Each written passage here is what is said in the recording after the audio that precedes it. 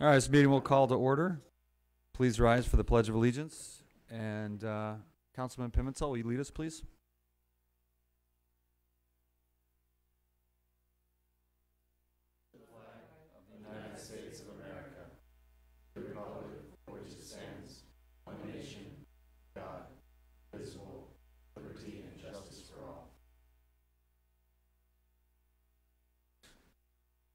Madam Clerk, roll call, please. Councilmember Nickel, Here. Councilmember Pimentel, Here. Councilmember Brand, Present. Mayor Pro Tem Persek, Here. and Mayor Boyles. Here. And now is the time and place for public communications.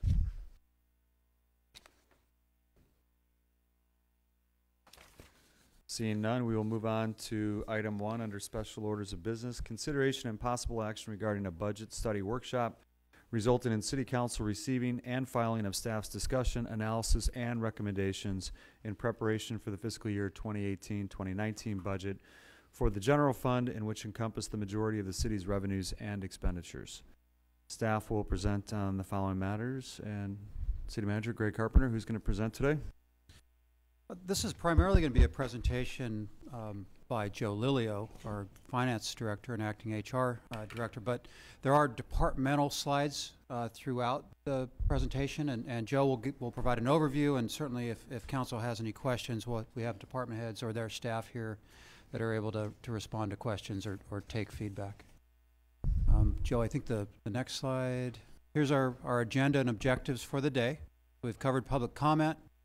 Here's our review of the agenda. Today is very much about receiving information. It is a workshop. Probably less about making decisions today as it is about understanding the city's, what we want you to leave today with is an understanding of the city's financial situation going into next year, understanding based on strategic planning, the surveys we've done, and the departmental input, some potential priorities.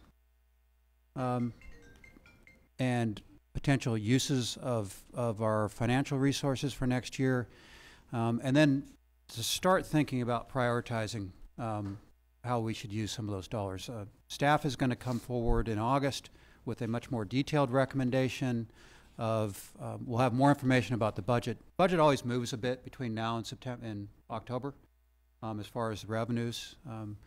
And somewhat on the expenditure side, but we'll come forward in August with a much more solidified set of recommendations about how to use dollars or how not to use certain dollars.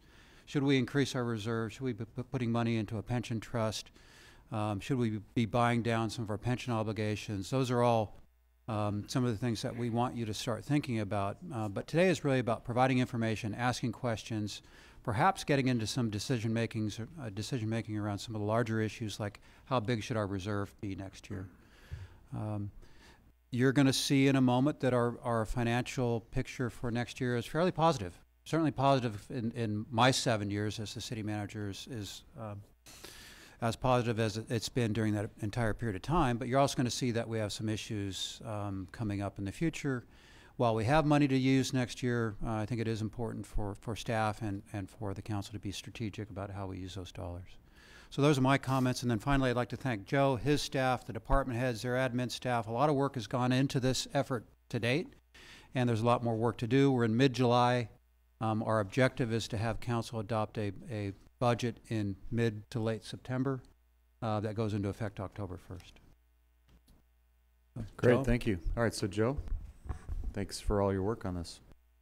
Well, it's a team effort. My staff has been meeting with all the departments since early June, multiple meetings. We go over their department budgets and requests and fine-tuning it. And then we had budget meetings with the department's finance staff and Greg last week to fine-tune it one more time. And again, we're still early in the process, so we are fiscal year October 1st through September 30, and we usually adopt our budget in mid-September. So we're way ahead of the process, and some of these numbers, they will change as we get closer to the actual adoption of the budget, but there shouldn't be material changes. So start off a recap of the September 13th strategic planning session. So before you should have a draft of the revised three-year strategic plan 2019 to 2021. And during that September 13th strategic planning session, we discussed whether to add any new goals or not. There was a proposal to add 2 new goals. City Council unanimously voted to keep the 5 goals that were intact from previously, so those 5 same goals did carry over. That did not change. The mission, vision, and values, those remained the same as well.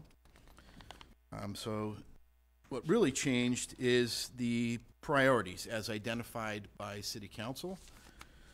So if you recall, there was dot voting that was applied to identifying the top priorities. And maybe if you can turn to page 9 of this handout, and starting with goal 1.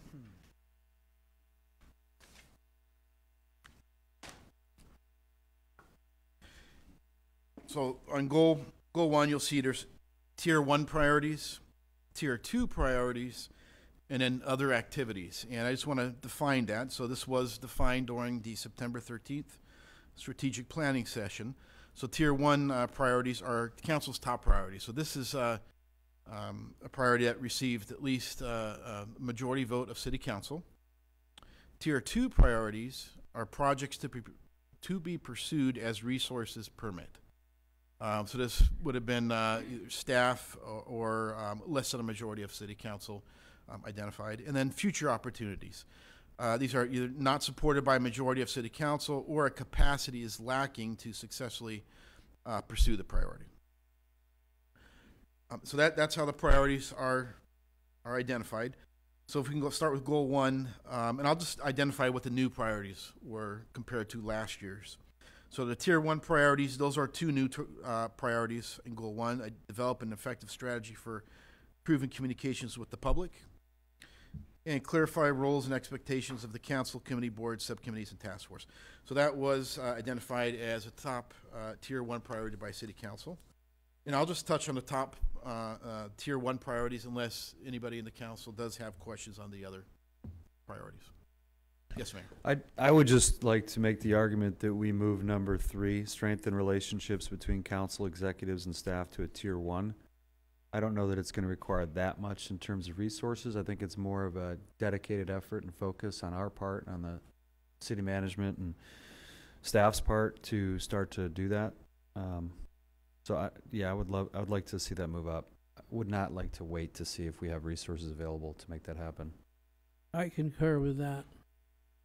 Move it up. Seems like there's consensus there. Okay, great, Okay. thank you. Great. And then just to clarify, other activities is synonymous with future opportunities? Yes. Okay. Yes, Mayor. Thank you. Correct. Okay. So if we can move to goal number 2, unless there's any other comments on goal 1. The KPIs, I think from the strategy session, the way I recall it is we had asked for KPIs that we thought best embodied the overall goal. Yes. And so I believe first time we're seeing these when we got this agenda, right? Some so- of these are new. No, so not all these. There are some new KPIs. So staff is in the process of identifying 1 to 3 KPIs per goal, and this will be reported back to City Council sometime in August. So we haven't completely refined the KPIs yet. We're still working on that. Okay. But there are some new ones that have been identified, yes. Could we ask a council member or 2 to participate in that process? Sure. You're okay with that? Yeah. Are there 2 that, who wants to? I'd be happy to, unless other people are dying to do it. Who else? Carol? Okay. Not dying? Good.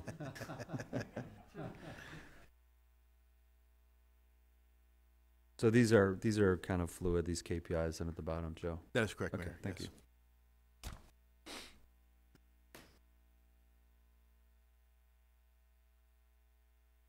Okay. So on to goal 2. So there, the tier 1 priority by council is implement strategies for recruitment and training of police officers. Any questions on the goal 2 priorities at all? Only in that, same thing with tier 2. I think Randy and he's focused on that now, isn't he? Emergency preparedness and CERT.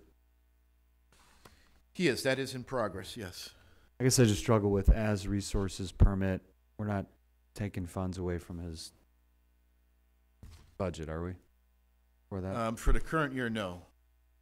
No, and he does have some budget requests for 18-19 to continue that effort.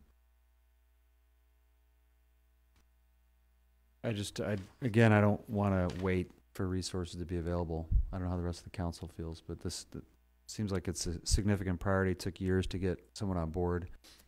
Former Mayor Fuentes was lobbying for that for a long time. That happened. So I don't know why it would be a tier 2. That's all. I agree with you. Should move it up, and something we want to continue to pursue now that we've got an expert to lead the way. And it doesn't take away from tier 1, I Yeah. mean, the other tier 1 items, so, because they can be run parallel. Great, thank you. Any other comments on the other activities? The only one would be number 4, the remain focus on traffic and pedestrian safety, given another topic that's on our agenda for later this evening. This may have to go up depending on how we, To move it to, are you suggesting moving it to a tier 2 Well, priority maybe? Or? Isn't Ken's group, I thought we had allocated funds for a traffic study of sorts, right? Maybe just on Grand Avenue. I can't remember the specifics, but Well, I think some of the discussion here is around where we had activities assigned in this year's work program that are continuing into next year. Those got listed as other activities in this document as well. So yeah, that analysis is underway and just about done. The Ballard project's about to start. The lighted crosswalks are done. But the speed surveys and the recommendations about pedestrian safety are in the works and will be reported back to council. The thought of moving it just to a tier 2, though, just because 5 of us are going to be sitting here having the same meeting next year, right? And rather see it as a tier 2, like where did we get on it as a tier 2? Did it get legs, did it not? So moving it up, I would support that.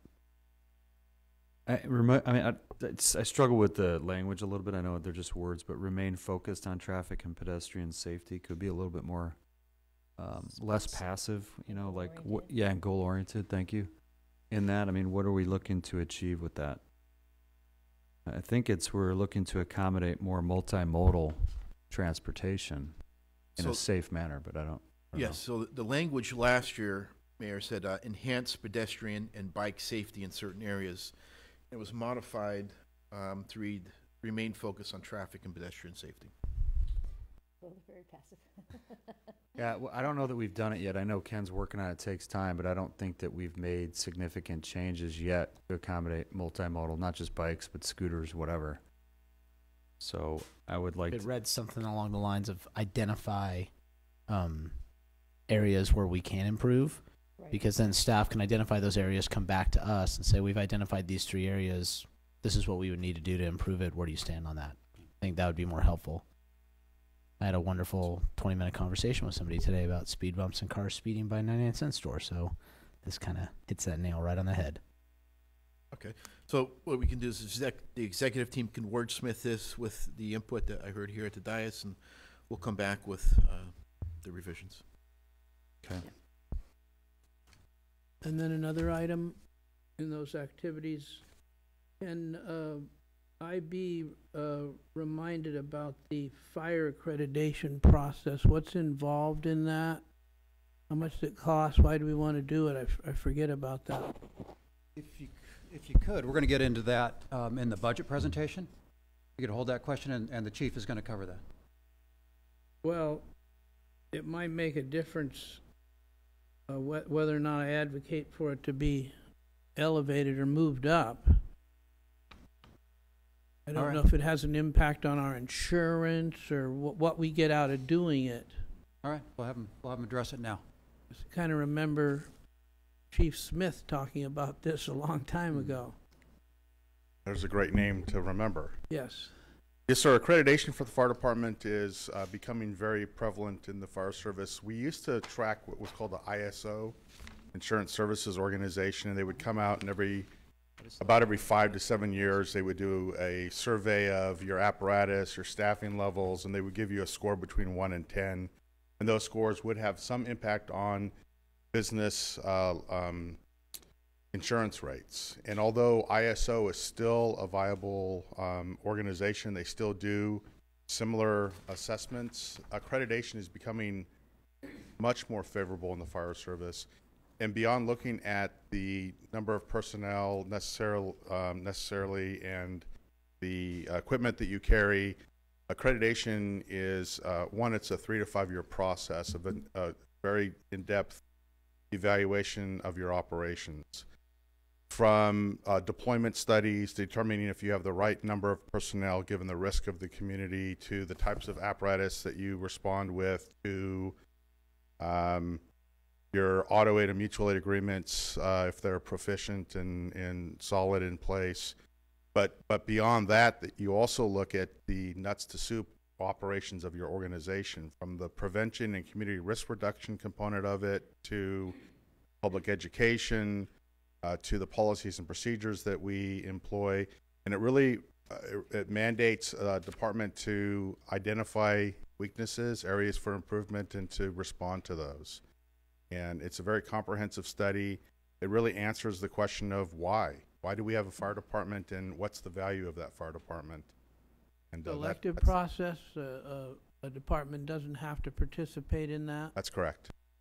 There are currently 3 departments of the 30 within Los Angeles County that are accredited, and there are 4 others. If we were to be included in that, there are 4 others that are taking that task underway this upcoming year. And who forms the teams to do the reviews? So this is a company out of the East Coast. It's the Public Safety and Excellence International that follows industry standards. There are peer review teams. They also have resources available.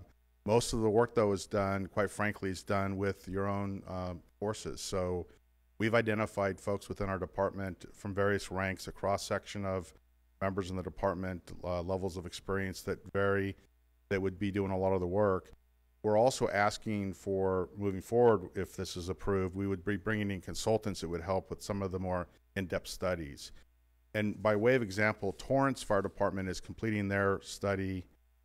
They're into the 3rd year.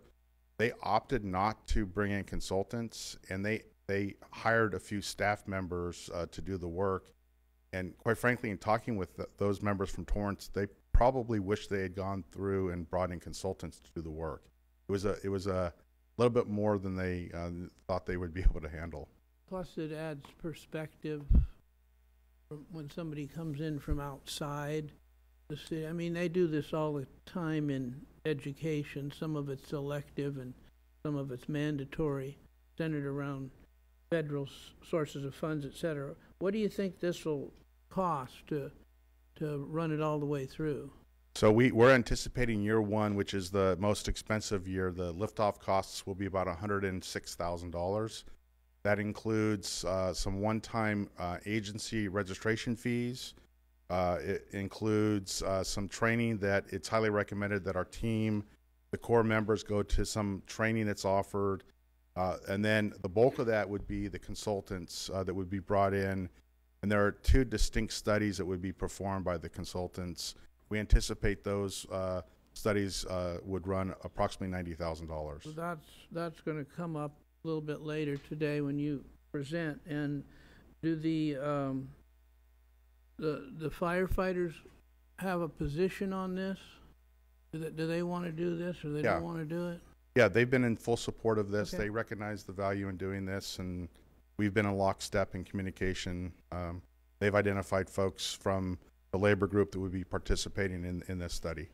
Thank you very much. Yes, sir.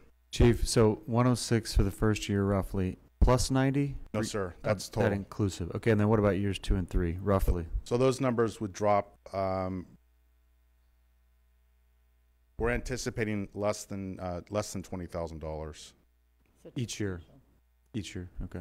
Less than. That would be the ceiling. Mm-hmm. Thank you. Thanks.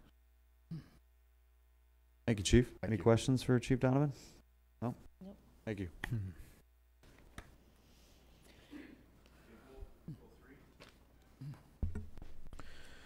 So the tier one priority identified there is develop a new approach to human resources that will position the city for being a choice employer and meeting future workforce needs. Just to provide an update on the director of HR recruitment. That is on its way, and we're anticipating we should have somebody in there hopefully early September. That's the director, Director of HR. but no manager. That's stalled. Yes, it is.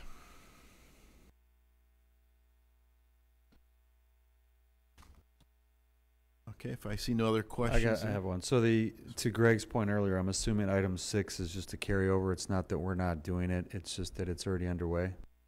Because I remember authorizing funds for this third-party audit last year. Yeah, Carol brought it up a long time ago. Yes, Mayor. So this actually kicked off about 3 weeks ago. It is a lengthy process. There should be a draft report probably sometime mid to late August that will be ready. Okay, thank you.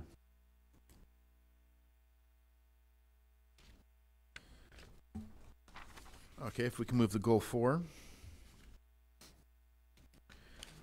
Tier 1 priority there was focused on improving city facilities through completing a needs assessment and making improvements. So I know the needs assessment RFP was issued, a vendor was selected. I believe that will start kicking off here in the next couple months.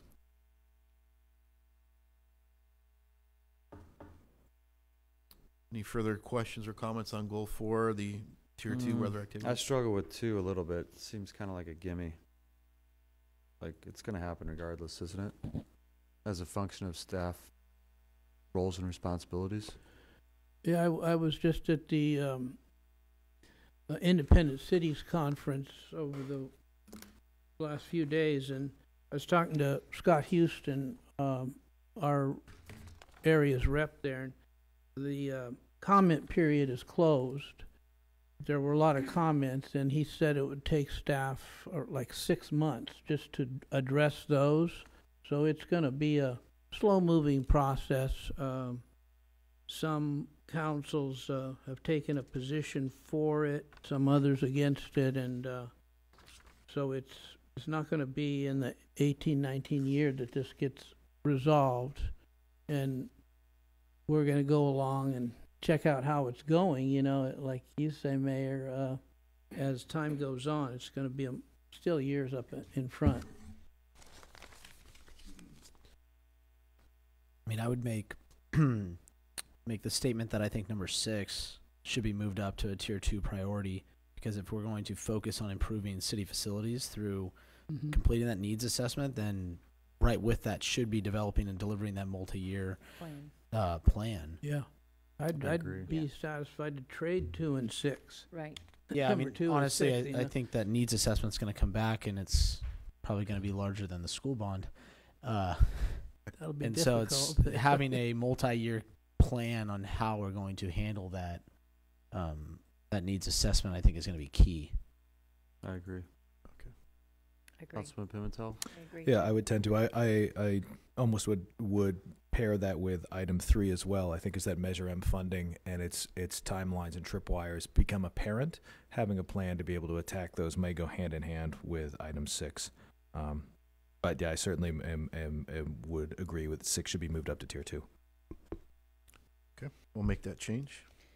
And then I also want to talk about, so the goal is quality infrastructure and technology, but we're not mentioning technology at all in any of these goals. So I wanted to make sure that It's on Is the that 4E? subsequent Okay. page. all right. Got it. There's double exactly. I thought we were just, I'll move to the next one. Okay, so goal 4 continued. Here's where we're touching on technology, and the tier 1 priority there's successfully implement new technology as prioritized in the technology master plan. Has that been established and finalized? No. Okay. Last year, we did like a ranking process right before strategic planning or concurrent with it. Are they gonna do a similar undertaking, or what's the plan there? I believe that is the plan. Okay. But there's also a master plan that the outside consulting firm came in and conducted a couple years ago. So the original 11 or 10 items has kind of bled to 21 items. So we really need to take a reassessment to make sure that we can actually accomplish all 21. And we may get some information from the HR audit that suggests that we need an HRIS, for example, a way to put employee records online, things like that. So, okay. So we're going to wait on that one, it sounds like. Yes. Okay. I think the plan right now that Charles is working on is get the department heads, chairs of various boards of the boards and commissions, and members of the tech committee together to strategize the next several years out with respect to software needs. Right. Okay. I guess the only thing I struggle with is how are we going to get to a point where we feel comfortable allocating dollars towards technology by September? If the because we have a new chair of the technology committee, right? New co-chair. Plus, we will just be getting the results back from the HR audit, which I think the HR department needs a significant upgrade from a technology standpoint. So how are we going to dovetail all that Together. It could be. So I have, at the end of my presentation, I talk about the reserves and buckets of money. We could allocate a certain amount towards technology, at least to get that kicked off, and then mid-year, look at what our vacancy rate is, and we have any additional funds that we can allocate towards it as well. Charles, I think you should speak to the pent-up demand for projects. Yes, absolutely. As Carol Persek mentioned, there are projects. The plan is that we can get those projects done. Many of them are started, and 21 represents about $5.3 million. Looking at, I think you'll see further in the slide that I've asked for about 9% from a project management and business analysis perspective.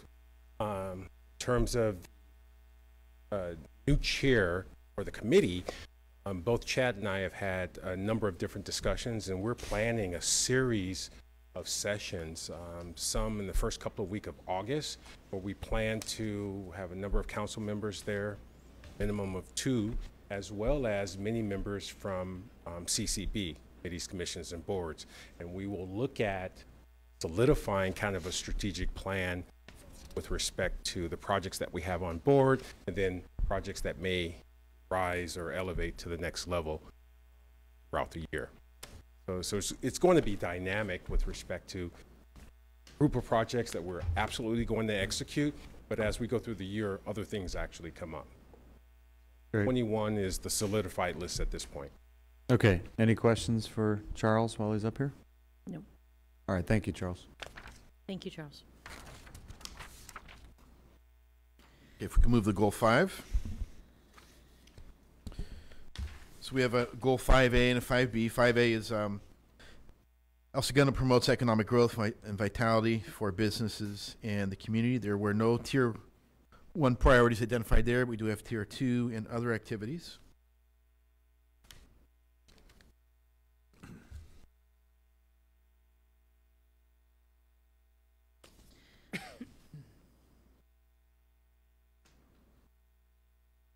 So on number 2, it says implement the accessory dwelling unit ordinance reflecting amendments as necessary.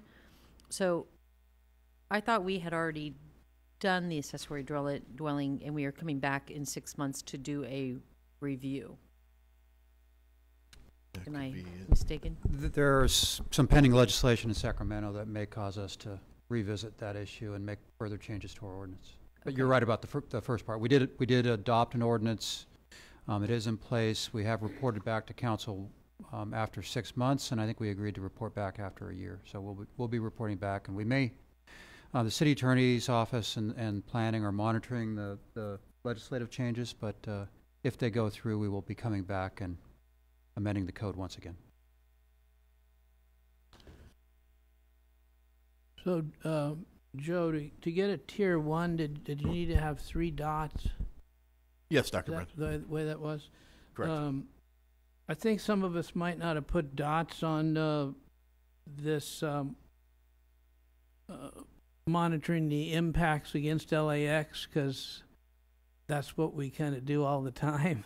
We're always in it, and so, well, we're going to do that anyway. But that's one of the most serious problems about this city is the bad neighbor we have to our north. And so, as far as I'm concerned, it's a tier 1 deal all the time. Plus, to Dr. Brandt's point, it's going to require probably more resources than we have allocated in the past, considering what they want to do Yeah. there. I'm going over there hearing about stuff like, besides adding gates 0 and maybe 9, I hear about 1.5, and I go, where does this thing stop? 1.5? Just unbelievable experience over there, very third world. Yeah, I think I would agree with Don. I think that should be a tier 1 priority. I don't know that it fits under goal 5 though. I'm struggling with that. I mean, and I know you're kind of shoehorning that one in. I mean, to me, it's more of a customer service and engagement issue. We're protecting our constituents' interests Or by safety, ensuring that LAX doesn't continue to encroach on our way of life, Yes. while balancing the fact that many of our businesses, I see Al Kiahi, the chair of EDAC, really appreciate. I mean, that's one of our selling points is that LAX is in our backyard. We have to balance that, Yeah. but I think we should make it a tier 1 priority regardless of which goal it fits under. Do we have consensus on that? I have consensus, yes. Yep. Okay. Okay. And would you like to see it move to goal 1? I don't. That's fine, wherever. Yes. Scott says yes. Okay. No. Yeah. Under so goal you- 1. in goal 1. Sounds good. Because it's not an economic development or a fiscal sustainability. It's not really our concern with it. All right. Right. Thank you. Then the final goal, goal 5B, 2 tier 1 priorities identified there, and these were also identified in the prior years. Continue to implement a strategy to shrink the pension liabilities, and continue, number 2, continue on a sustainable financial path, solve future structural deficits, and maintain reserves.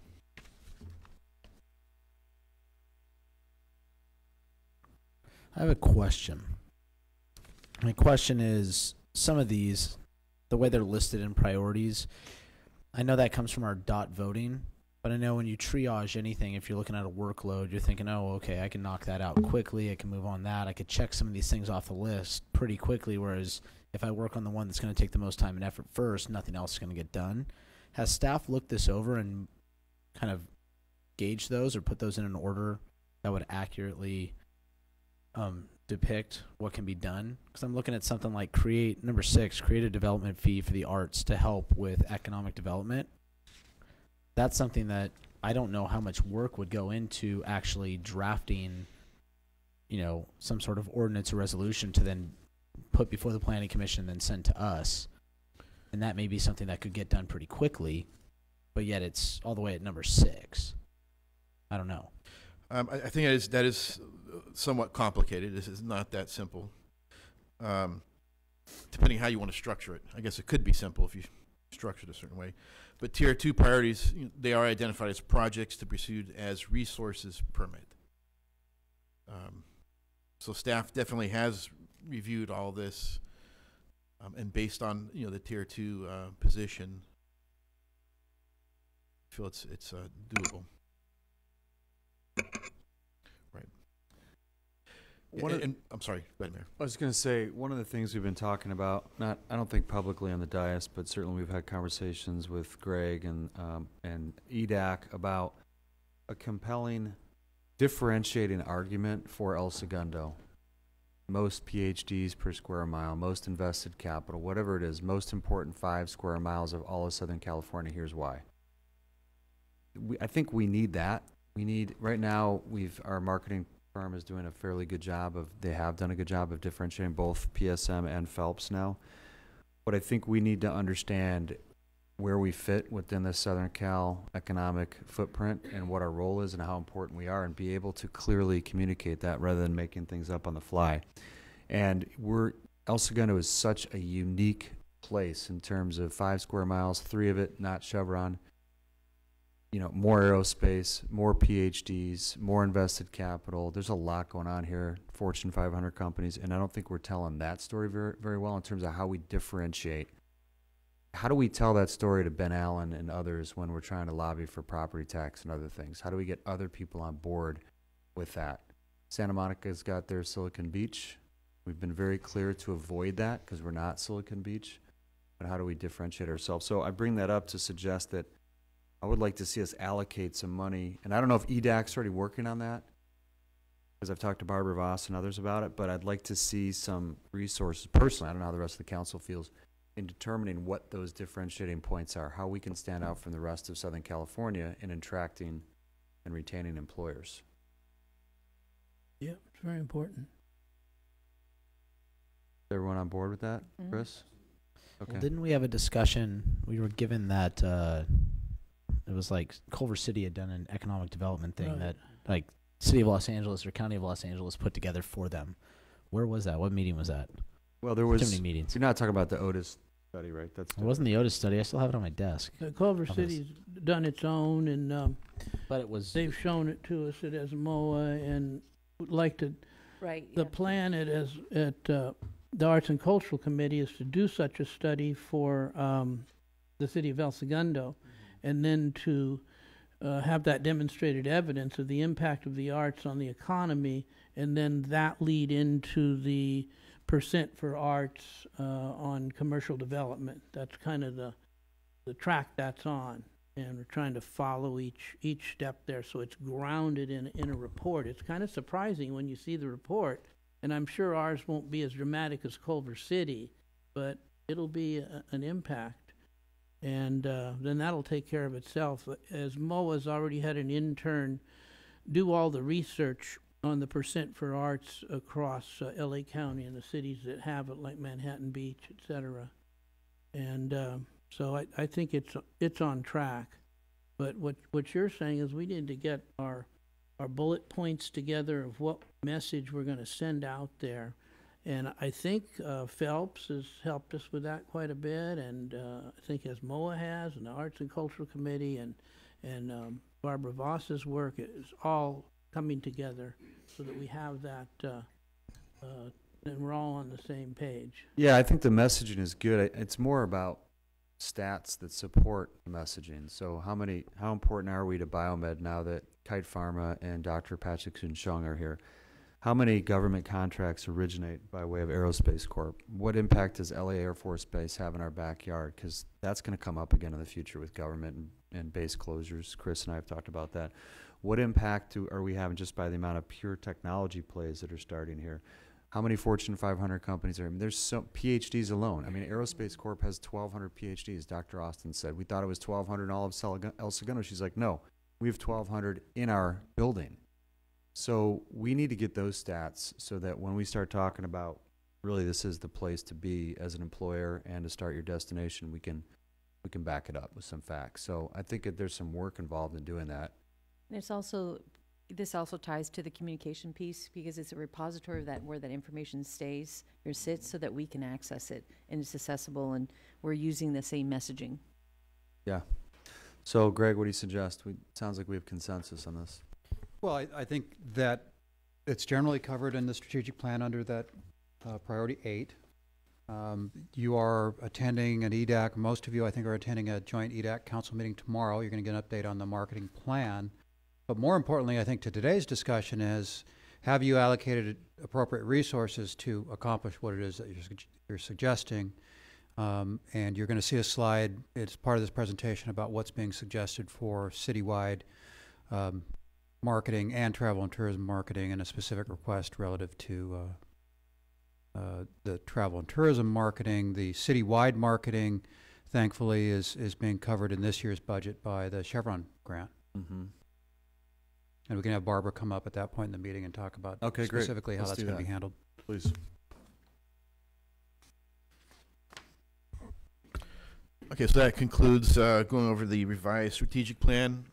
Noted all the comments, and we'll come back with a revised document for City Council to review. Good work. Thank you very much. Making tremendous progress. Thank you.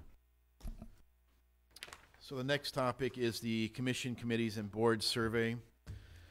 I don't know if Greg, you want to speak? Yeah, just an update. This, I had told council that I would go to each of the boards and commissions and make a presentation and have them fill out the survey. I did that over the last month. I went to eight commission meetings. I handed out approximately 65 surveys. We have 28 returned as of last Friday. The good news is that there's, I think, very positive alignment around the questions with respect to how do the board and commission members, residents, and business people here in this city feel about the city's strategic plan, which we just covered as far as the goals and objectives. What we're doing right now is we're compiling the specific comments and specific recommendations and the specific list of challenges that people may have written in their comments. We hope to have that done this week. Unfortunately, it wasn't ready for this meeting, but I will transmit that to council off agenda as far as the specific comments. So that's the update on the commission board and committee survey. And we'll get you more information.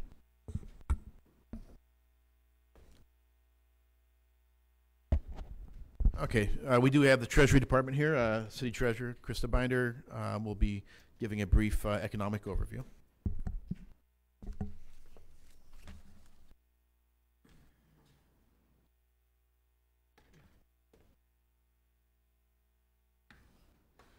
Good afternoon, Mayor Pro Tem and council members. Krista Binder, City Treasurer, and with me today is Dino Marsocci, our Deputy City Treasurer.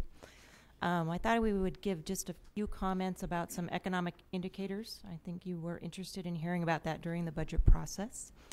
So we're going to start with unemployment and inflation. This is what the Federal Reserve is mandated to basically keep in check: low unemployment and inflation at sort of a steady rate of about 2%. So the first slide we have kind of shows where, and I'm going to lead up to the end of my, after we get it to the end of the discussion, I'll kind of give you some thoughts from the Treasury Office on where the economy is going. And disclaimer here, Dino and I are not economists.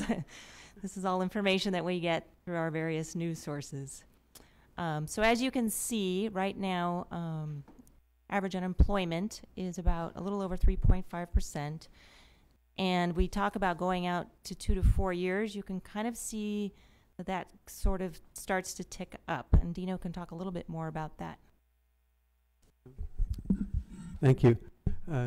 So a lot of these projections here are from the Fed, the Federal Open Market Committee's June meeting, where they increased the Fed funds rate from 1.75 to 2% range.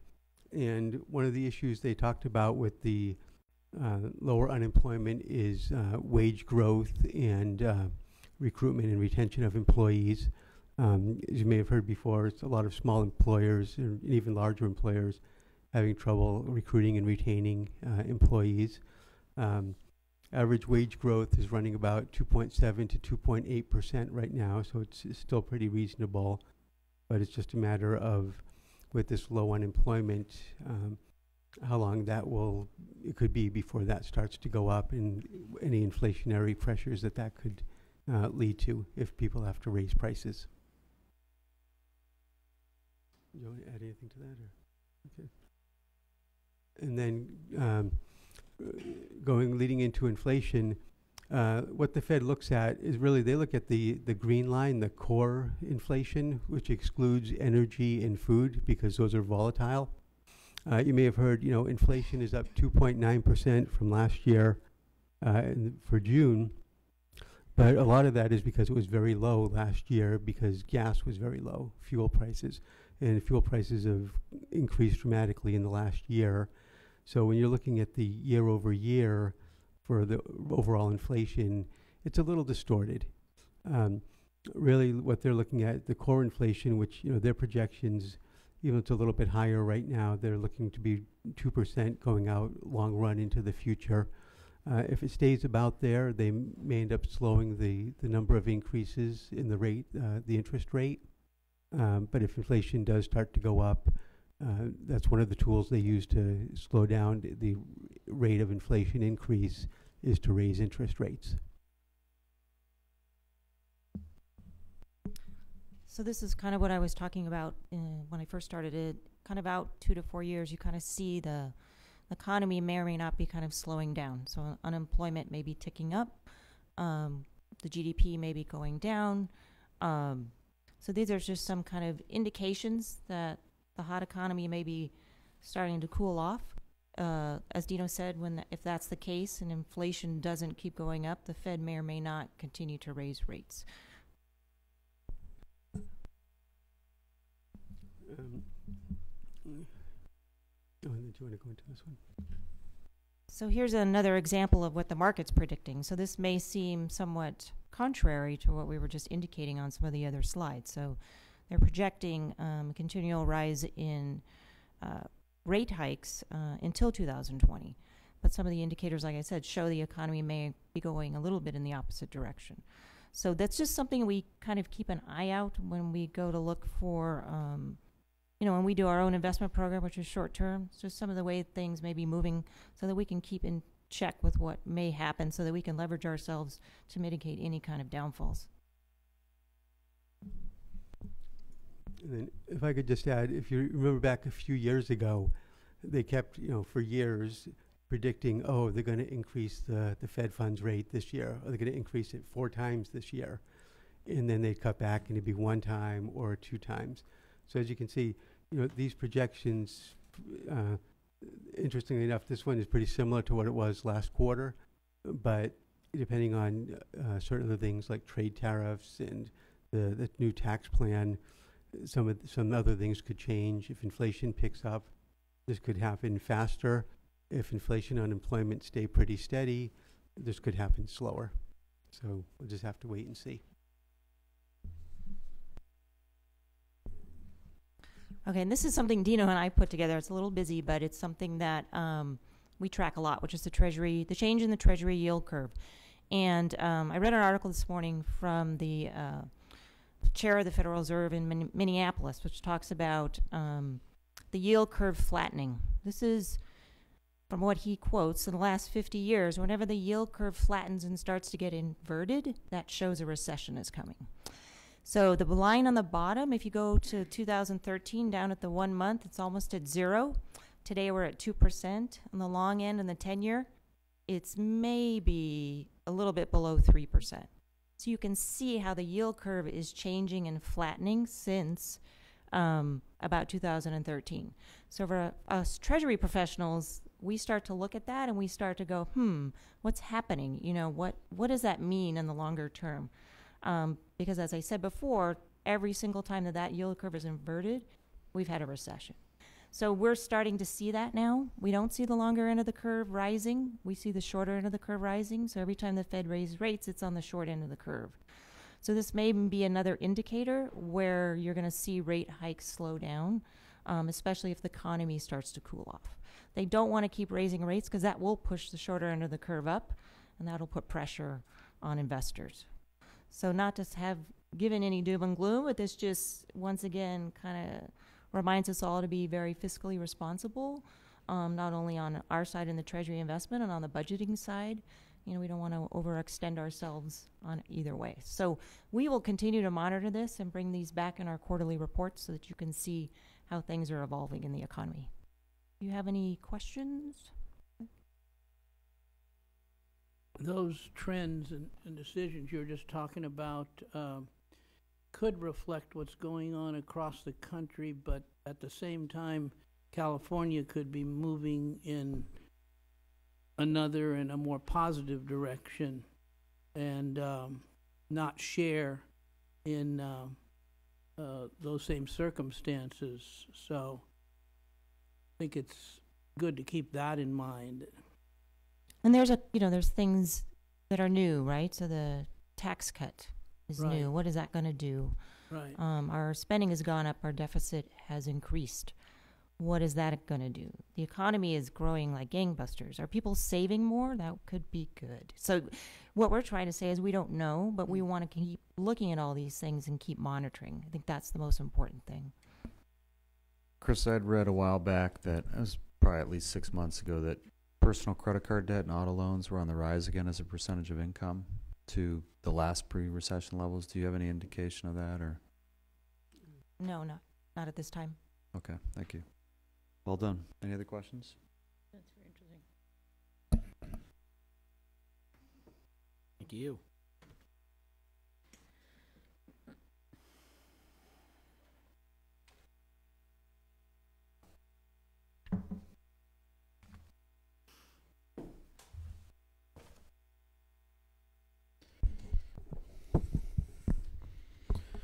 All right, now into the good stuff.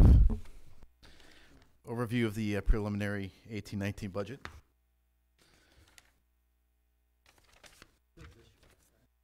Yes. So we started off the current year with a beginning unassigned fund balance of about 15.2 million. The revised revenues for this year are estimated about 72.1 million. Now we adopted it at 69, I think it was 69.2 or 69.3. Mid-year we revised this mainly due to the TOT. The annual expenditures are estimated for year end at about almost $70 million. Beginning fund balance for next year is anticipated about 17.3. Revenues are anticipated to be just under 75 million. Expenditures right now about 71.7, 71.8. Leaves an estimated unassigned fund balance of about 20.4 million. And then if we bump the reserves up to the 20%, which is the city council policy, we would have unassigned reserves of about $6.1 million. And I'm going to get into all the details of this and some options of the reserve levels in a minute. What was it? Can you go back to that number? 6.125, what was that? 61.25.711. Thank you.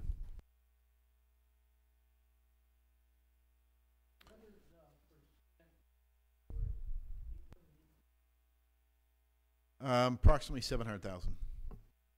700, thank you.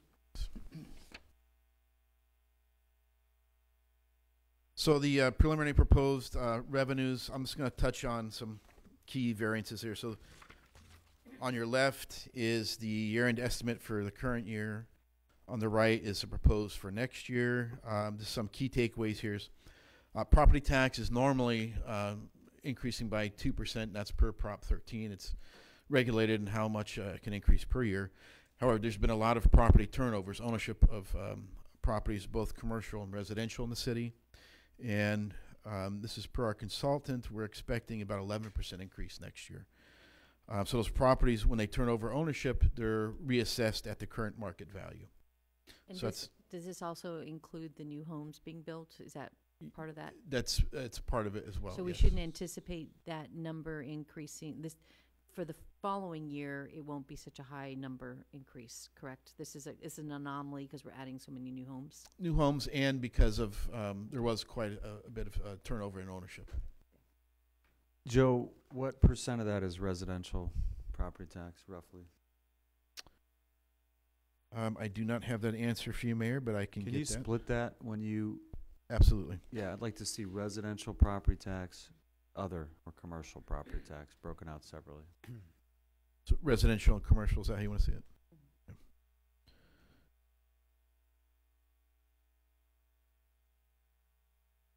Yeah. Okay, some other ones are, sorry, Follow Dr. up on Brennan. my earlier question. So $700,000 per percent, and what was that, 6.7 million over the 20% limit?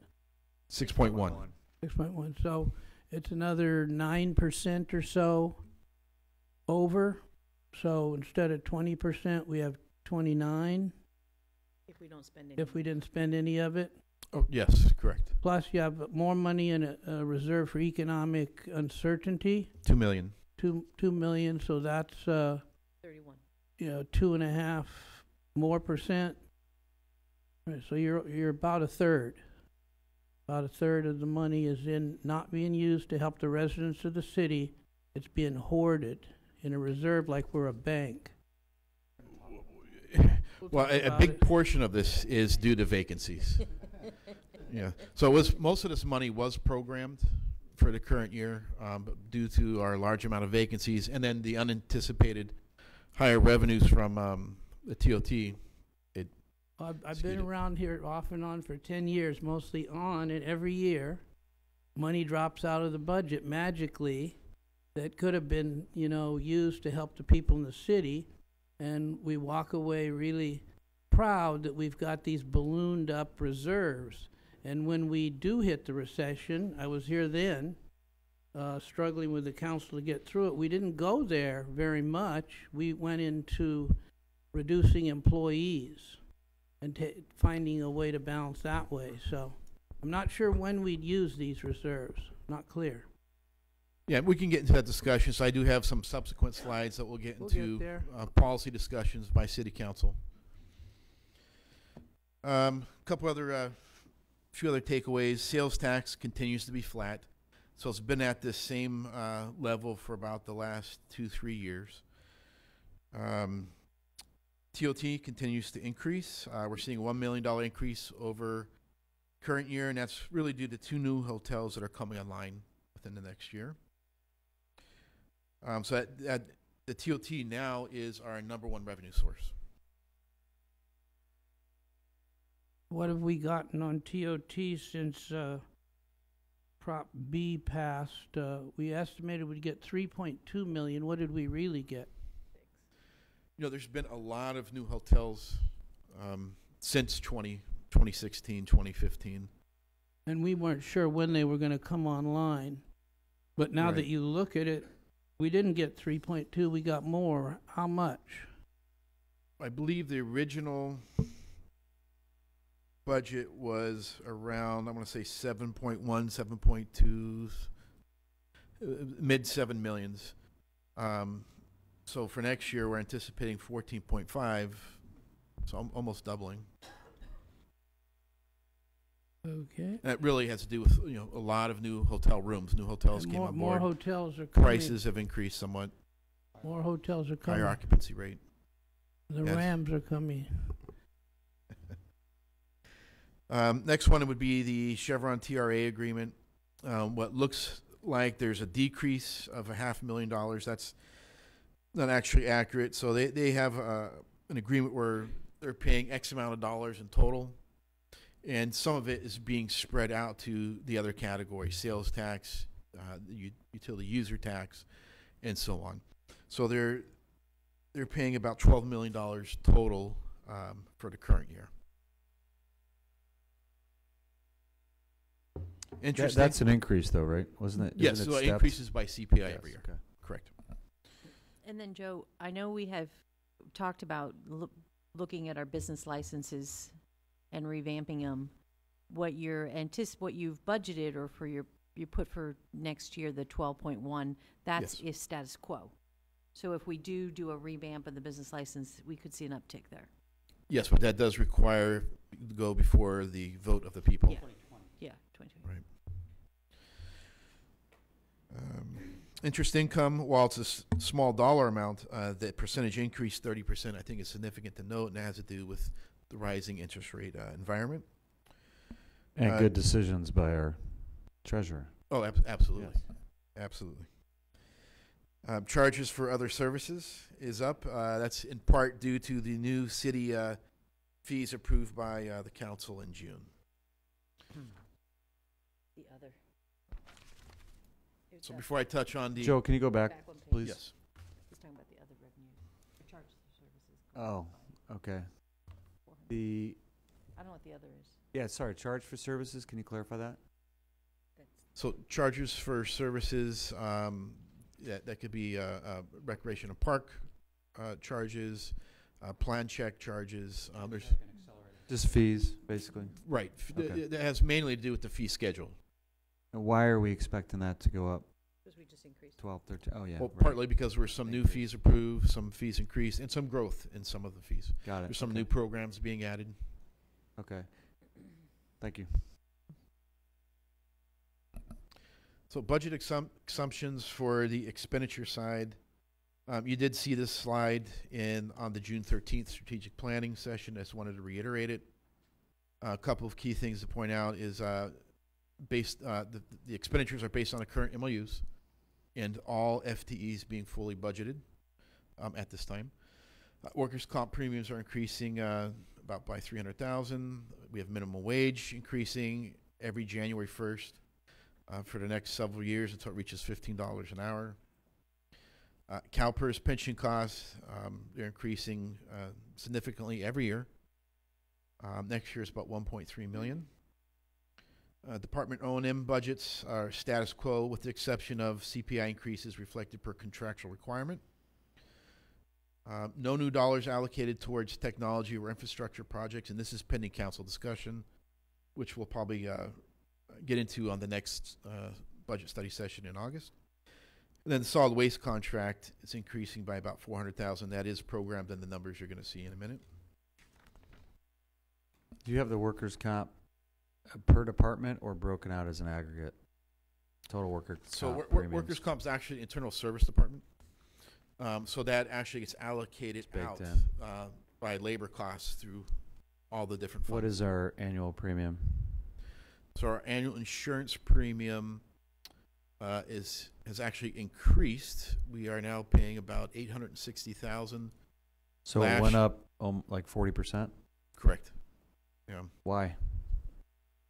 There's a lot of different factors. One is our experience factor is not healthy. But did that change fundamentally last year? Because that's a really significant increase. It's been increasing. The last 3 years has increased to 40% per year. Our annual premium about 4 or 5 years ago was $300,000. Change the methodology. It's part of it. Yeah. What was that, Craig? Our insurance pool this year changed the methodology. Yeah, I remember that. Are we beholden to that arrangement with ICRMA? Like, could we consider self-insuring at this point? Are we in that agreement for the foreseeable future? No, you need a 1-year notice to get out. So you can opt out of it. You know, I did look into other options. I looked at CSAC and a couple of other insurance pools. And those costs for workers' comp would actually be higher than ICRMA at this point. But we could self-insure and administer our own program, right? It doesn't necessarily mean it would be less expensive. Yeah. Okay. But in your mind, not worth exploring at this point in time. It just seems like the way the program is administered and managed right now, no. Okay. Thank you.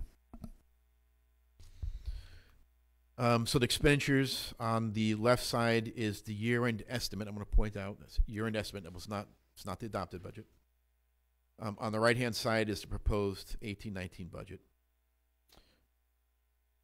And I'm going to flip the slide to reflect the adopted budget. So now on the left-hand side, you see the adopted budget versus the proposed budget. So that way we can compare apples with apples. We'll flip real quick back to the previous slide. You'll see that year-end estimates are about $70,069,988. Again, I just flip back to the adopted budget. I'm looking at the left-hand column. $72.4 million was the adopted budget. So it's about a $2.4 million savings. That's really has to do with salary and benefit savings due to the vacancies that we have. But when we're comparing 17-18 adopted to the proposed budget, most of those that change, so the $2.5 million, most of that is coming from this area right here, the $300,000 in workers' comp, the $1.3 million in CalPERS, the $400,000 in solid waste, and the contractual increases that we have for some of our contracts. I don't know if you had any questions on this, or if you want to wait till we get into the individual budget discussions. Would you mind going back to that slide with the big deltas in terms of workers' comp and CalPERS? Yeah, thank you. What impact, do we have a total number of the impact of the minimum hourly wage? It's probably mostly Rec and Park, but do we know what that dollar amount's going to be with the increase in hourly? I can get that to you at the next budget study session in August. I would like to see that, please.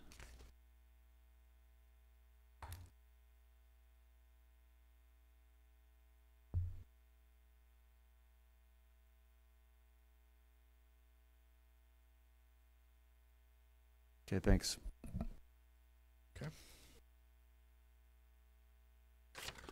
5-year forecast. So you saw this on June 13th, strategic planning session. I just want to put it in here again. So 18-19 has been revised with the proposed revenue and expenditure budgets. And you'll see, again, the expenditures assume the status quo for MOUs. So any impact to any of the MOUs would change that red line. We are expected to hit a deficit in 2021. And again, it's mainly due to what's driving us is the CalPERS changes.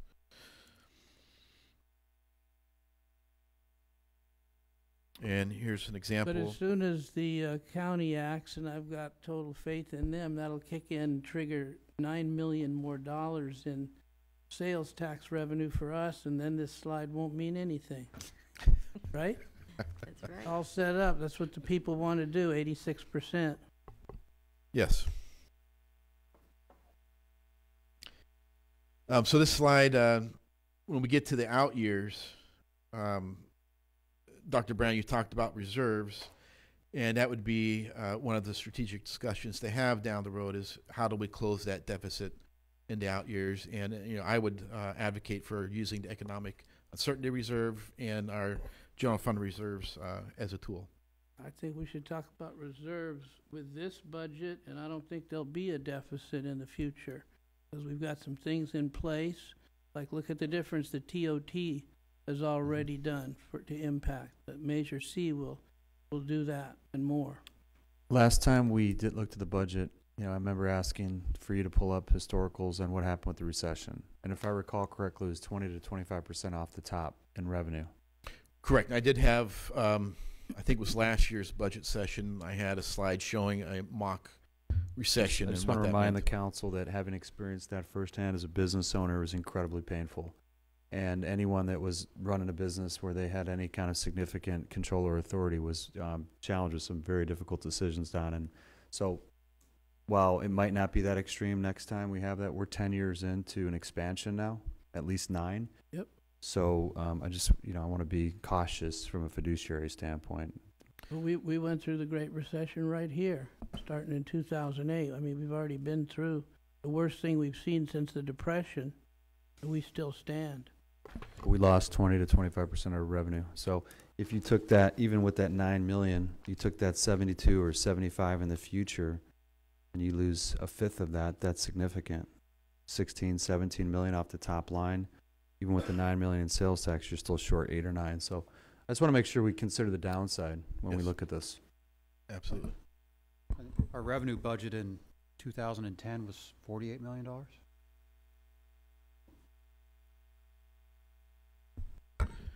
Okay, so this is a slide just on the rising pension costs. This one's for public safety. You'll see we're going from 18-19 to about just under 60% to about 85% in 2024. That's percent of personable income, salary and benefits. On the non-safety miscellaneous employees, 18-19 is going to be just under 25%, rising to 30% by 2024. And some of the key contributing factors to the rising pension costs, enhanced benefits, recession and poor CalPERS investment returns. So last year was the first time they actually had a decent return in many, many years, was 11.2%. The current year is anticipated to be 8.6%, so another good year. But however, they did have many years of low returns, and some there was a couple of negative returns in there as well. Increased outflows. So CalPERS is paying about $20.5 billion annually in pension payments to its members, and only taking in about 16 to 16.5 billion. Lowering the CalPERS discount rate, which is really the key factor why we're experiencing these pension rate increases right now, going from a discount rate of 7.5% down to 7%. That's being phased in over a 4-year period. They also revised the mortality tables and other actuary assumptions. They had mortality for males around 67, 68, and they revised that to the low 80s. And the females, they revised, I believe, to 83 or 84. And then the shrinking ratio of active versus retired employees is also another key factor. In 2016, there were about 1.3 active employees for every retiree. CalPERS is anticipating within the next 15 years or so, there'll only be 0.6 workers for every retiree. So it's part of also sustaining the pension system, not enough active workers.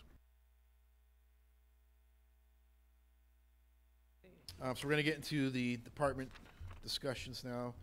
I just want to show this slide first. So there's currently a total of 34 vacancies. These are full-time positions. We didn't schedule breaks whenever you want to take.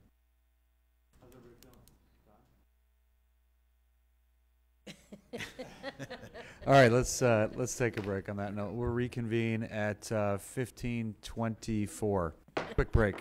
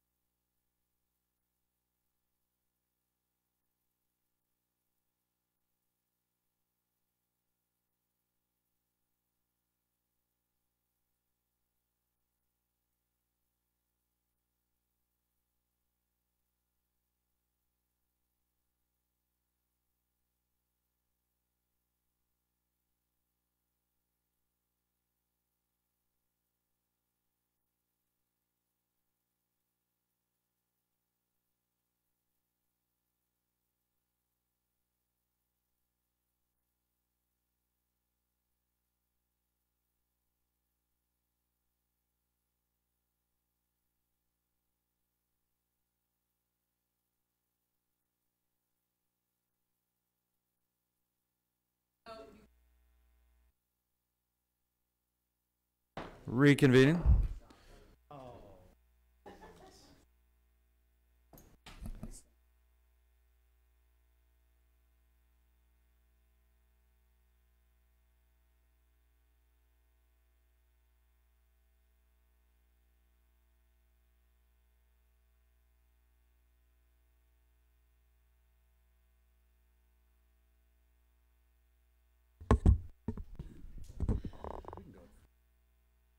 Okay.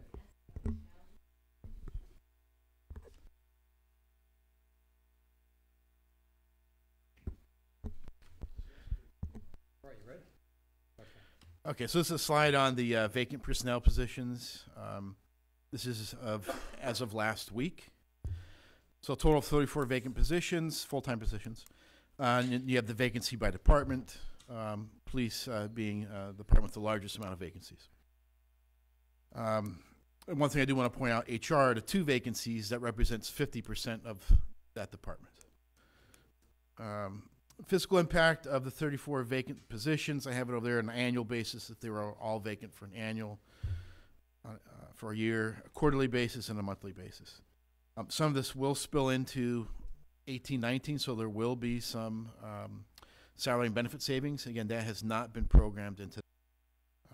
So what staff is recommending is to earmark about $200,000 for citywide employee engagement requests. So this is currently not included in the proposed budget, something that we would need to add in there. And just some examples are employee recognition appreciation programs, management supervisory leadership development programs, wellness program. Details, we can provide some details on the August 13th budget study session.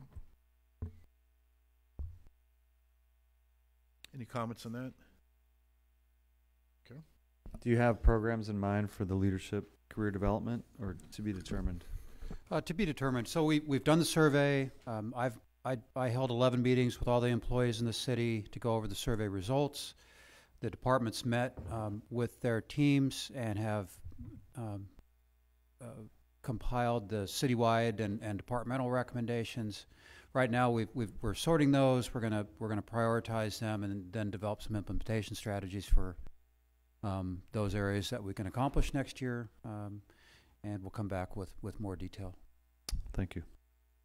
Are there any savings on a wellness program based on our insurance, or do we have any subvention funding that we achieve by doing that? There are some minor programs, for instance, ergonomic program that's covered through our insurance. Chief Donovan took advantage of some wellness programs last year from our insurance program, but they're all 1 or 2 day programs. If we're looking for more long term, something that is recurring, we would have to spend some additional dollars.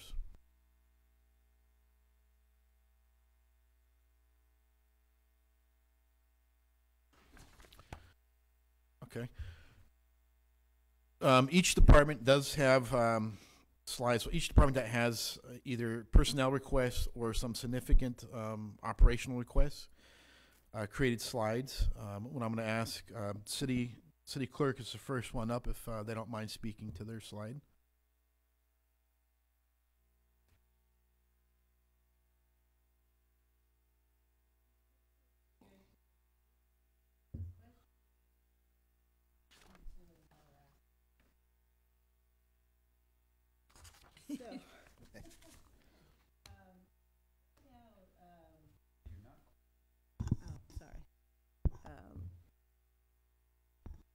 As the city moves into electronic versus paper, or we have paper, we need to really, it's been kind of identified that we really need to identify what all the departments are keeping.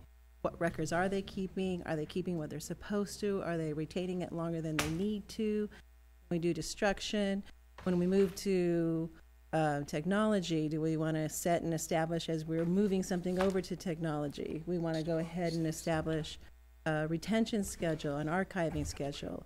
The state has guidelines. So we'd like to set up a process and get a consultant in that we've used before to go to each department work with us because we're a small department, so we have other things we need to do on a daily basis, but set up interviews with each of the departments, find out what they're keeping, where they're keeping it, what format are they keeping it in, and then based on that, come back and with the state guidelines, provide a recommendation, a policy to council on how we're going to move forward with records. We estimate that, it's a rough estimate, that maybe $20,000 for the consultant. Tied into that is we already have an established document imaging system, which is Laserfish. If we decide, let's say files are being kept on the shared drive, it's probably more effective and to move it over to the document imaging system and set up a file structure rather than keeping it on a shared drive. Then we can build in at the same time, either you're going to archive it permanently or you're going to set up an automatic destruction and elimination of the record based on state guidelines. We're estimating $30,000 for that, but we're kind of actually hoping there's already an existing one of the 10 items, I believe, for Laserfish, and we might be able just to incorporate those costs in there. We're just not sure at this point. The $8,000 is actually, we'd like to utilize management partners who's assisted the city in setting up the city's citywide strategic plan. We'd like to use it to establish goals for our department. We're a small department, so when you have all of this going on as far as technology goals, strategic plan goals, we need some assistance in setting our priorities and setting them and how we can work and support the other departments, because they are mainly our customer along with the public, but the departments are our customers. So how can we support it? How can we set our own goals? How can we do some team building? How can we do some succession planning? Because the reality is, when one person's out or when one person leaves, you've lost a third of your workforce. So we're looking to, we're asking if we can have management partners come in and help us assess all that and set up a long-term strategy just for our department. As far as the project for an outside public notice, right now, when we notice meetings, I've briefly talked to David King in the city attorney's office. We post it whichever location, the city site, the meeting notice is going to take place. It's blocking the doors entering the police department. It's maybe blocking the doors of the clubhouse, or it's just all over the place. So there's kiosks that you can get that actually are quite pleasant, and you can centralize everything in the one location. And the public, and make it easy for the public, so if they don't want to look online, they can go to this one location and know all meetings that are taking place, because they're always going to be posted in this one location. You don't have a guess where it's going to be posted or where it's going to happen. So we estimate that cost at $12,000.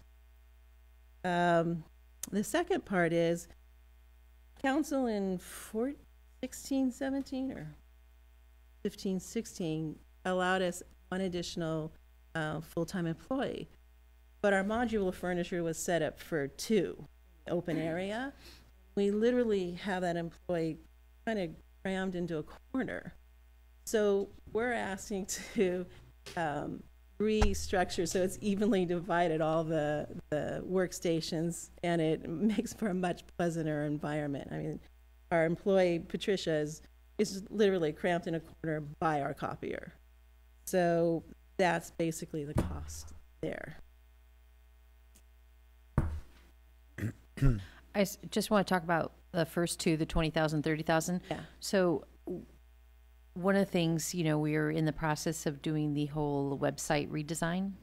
And one of the things that needs to happen in advance of the implementation of the website redesign is we need to get a understanding of our policy of where records are kept and who's keeping them. Because in sittings in some of the discussions with the team, there's a lot of distrust as far as everyone's saving every record because they're not sure who's supposed to keeping it. So there's a lot of duplication of saving of records. And if we're going to be going, in the direction of a new website, and we really should have those policies and procedures established so you can build them for the new technology, because we don't want to just build status quo. So I do feel that maybe bringing in dovetailing with that project is, so maybe this money actually comes from the IT component of the project, because it's really looking at the whole process of where records are kept and how they're stored, and how we access them.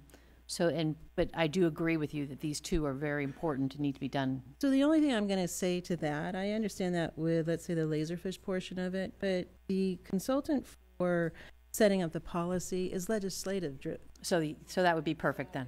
Keep it separate then. No, prefer to keep that separate. Mm-hmm. But I do feel we need to establish, because that's one of the core problems we have today, is that, just like the fire department's keeping their records, the police department's keeping their records, everyone's keeping records. Correct. And there's a lot of who has the most up-to-date record. Correct.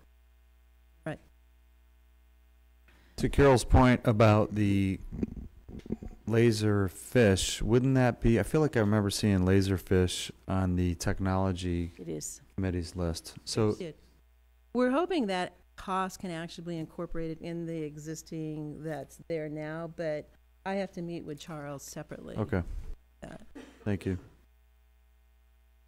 And are there any compliance issues right now, Mona, as a result of this uncertainty as to who's supposed to maintain the records where and all that? No, because I'm going with the assumption that everyone that keeps the records understands how long they're supposed to keep them and when they're supposed to, or when they can destroy them. I We're just gonna suspect that make we're keeping sure- more than we need. We're over Okay, compliant. so we're- probably Yeah, we over think we're- We're overspending. spending Yeah. excessive administrative burden to deal with Correct. this right now. Yeah. Okay. And then multiple like I know that the fire department's keeping every record because they, there's, I don't want to say distrust, but there's lack of confidence in other, and they don't know, because they don't know who has ownership, so everyone's keeping records. Okay, yes, and that would be fleshed out with each department, the consultant. Right. And the kiosks you're referring to literally be out here on a standalone, or? Well, we need to coordinate with the departments, but that's the idea we were thinking of, yes. In matching, have to get with Recreation and Parks and match the. And would it be similar 70s motif, the brick motif? Or? Just kidding. All right. Thank you. And those kiosks, for the 12 and the 14, the public notice, that it wouldn't, the new website wouldn't satisfy those. This is additive. You think is additive? Okay. Public posting. We're trying. Three of us are technology. Three of us are here. But we still have paper. Okay. Any other questions for the clerk's office? Okay. Just to Scott has one. clarify, so the main priority ask is the consultant. I mean, are these in order of priority from your office? Because I'm I was going thinking to the say- reconfiguring and getting her out of the corner should maybe be moved up a little bit, but Yes, I'm going to say actually, priority-wise for us would be to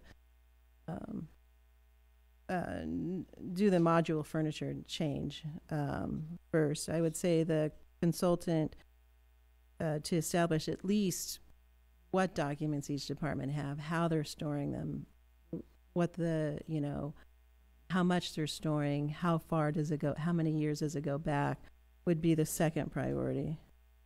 And honestly, I think that as much as it falls under the city clerk's office umbrella, that's something that every single department should be concerned about. Sitting through that website presentation yesterday was something that I was thinking about, Yeah. was how is this all going to correlate with the big picture? Right, but you do need to have it coordinated under, so there's one policy that we're going to bring to council and everyone's going to know. Yep. So, All right, but because then I- doing the Laserfish, I mean, and how it's stored, I see that falling under whatever new website we decide to go with. That's kind of, they talked a lot about file storage yesterday well, in that file storage, presentation. because MuniCodes does do file storage, and that is something we could look at separately, but Laserfish does the same thing. Got it. So you would be able to as he talked about, you can form a link between Unicode and Laserfish. Right. So, and we can change it too, so it looks, you know, invisible to anyone going in to look for it. Yeah. I'm just thinking if whatever we decide to do in your office, it should be across the board. Yeah, you'd want this, in my mind, you'd want this, unless there's other requirements that we're not aware of, you'd want the same document imaging system for Everything. The citywide. entire city. Yeah. Yeah. So I don't want you guys, it's the biggest ticket item on your ask. And it's something that I see as being more of a citywide thing. Yeah. Yeah. Okay. And then I just want to, I agree with Scott on that one. Also on the project, the management partners, I want to just keep a pin in that one because given that we're bringing on a new HR director, we may want to be looking at a broader scope for assessment, departmental assessment. And we just, have a new library director. Like we should be kind of looking at this at a broader perspective. But I agree that it's important. I just want to just note it that we may want to link it to a couple other departments. Okay. Yeah, I agree with Carol and with Scott that the Laserfish should be part of a technology committee conversation and bigger picture, or more comprehensive, all departments. Okay, great. Thank you, Mona.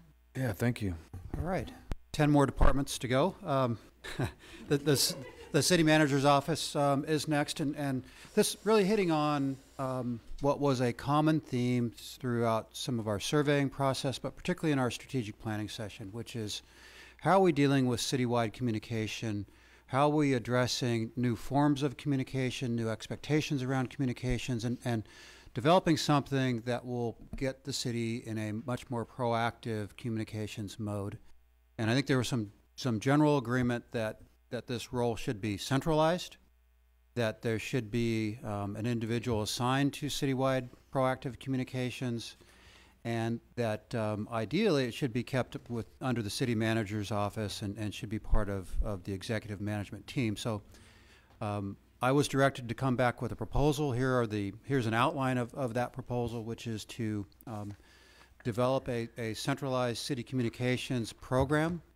Our economic development manager currently is very much involved in communications, although she's doing it right now on economic development.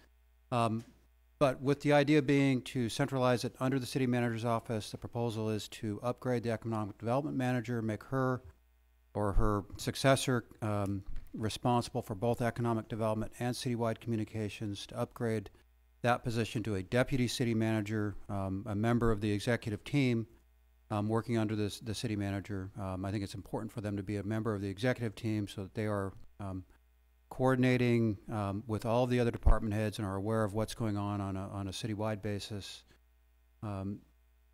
If that person is now splitting their time between economic development and communications, that means there's less economic development going on. So the recommendation is to bring on board a entry-level economic development person to help out with some of the lower-level tasks there.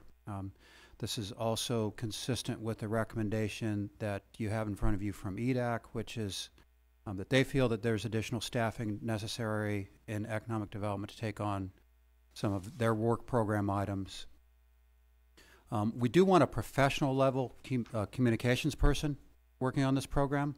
So you can see the estimated cost for a more seasoned or professional communications person is fully loaded. That's salary and benefits at the $120,000 to $140,000 range. The net result, depending on what we eventually end up with as far as placing these positions within our current structure, would be a total cost of between $230,000 and $290,000 per year. So it's a big decision, but it's also something that I think we've been lacking, and I think that the council agrees has been lacking in this organization, and something that we can do better and be more proactive at. Yeah, I think that this is one of the few areas, as we talked about during strategic planning, where we can spend money and actually get a return on our dollars and benefit the city. Again, given that the vast majority, 95% plus of our revenue comes from commercial activity, it's important that we do things to enhance that. Would we expect an offset of sorts in our Phelps contract or whomever is doing our marketing services. I mean, we're bringing on essentially another head count, two actually. I would expect that we would want to bring some of that PR in-house and rely on our external vendors less. We certainly could. One of the ideas behind the updated elsegundobusiness.com website is that we would design that website in such a way that staff would be able to keep it updated. And that's something that we're paying Phelps for now. And we're using that same success criteria for the city website too. Easy to maintain, in-house, not relying on outside consultants. That's good. Yeah, I would hate for us to, I think with 2 additional headcount, we should be able to do most of the PR in-house. It doesn't mean that we won't rely on a firm to help us with essentially ad buys, Google PPCs, you know, search term marketing, but I certainly would hope that we could do more of the PR in-house. That's just my personal opinion. I don't know how the rest of the council I had feels. the same question. What Phelps contract extends through when? We design we design it on an annual basis. So it's ending in a few months. How much of their, I can't recall the specifics, but I think during their proposal they broke out PR versus brand identity and creation versus marketing buys. Do you remember how much was for PR and communication exclusively? Hi, Barbara. So the question was, how much of the Phelps contract is divided up? Roughly how much is PR and messaging and communication? So the PR is handled by Kristen Bergevin, and she has it broken up into 2 categories, hospitality and tourism and new business attraction, or your kind of more general economic development marketing. And her budget is $5,000 a month for each. So it's $10,000 a month total for her PR services. And the is backup of additional staff at Phelps. Is the intent to rely on her less with the 2 additional headcount? Probably over time. I think there's going to be a transition period as we ramp up, as we find the right people, as we get them trained. I think there will be a transition between exclusively using Phelps and moving more towards using in-house. And is Phelps, what else are we paying for Phelps on a recurring basis? So we pay on a recurring basis, website update. They do the SOAR e-newsletter. They do digital advertising, paid search, some paid social. They do account management. And if we have a specific need, like we want to do an advertisement in the LA Business Journal, or we want to do something in a sponsorship program, they will develop that ad. So there's a creative process. This year, I have this presentation that they provided to EDAC that I'd like to invite Phelps back to go through all of their accomplishments from last year with you so that you can see what they've accomplished. We're redoing the banners, so they did design for the banners, the directional banner, the pole banners, the banner over Sepulveda around the PCH. They've done events, Yelp. They work on Champions of Business. So there's quite a few line items. Yeah, I'm not disputing. I agree, Barbara. I think they've done a great job. I've just wanted to get to, like, what are we spending for them, and how will this proposal affect future spend with them or any other outside agency? Do we have job descriptions for these 2 positions? Because that would really identify roles and responsibilities. We have some job descriptions. They need to be finalized.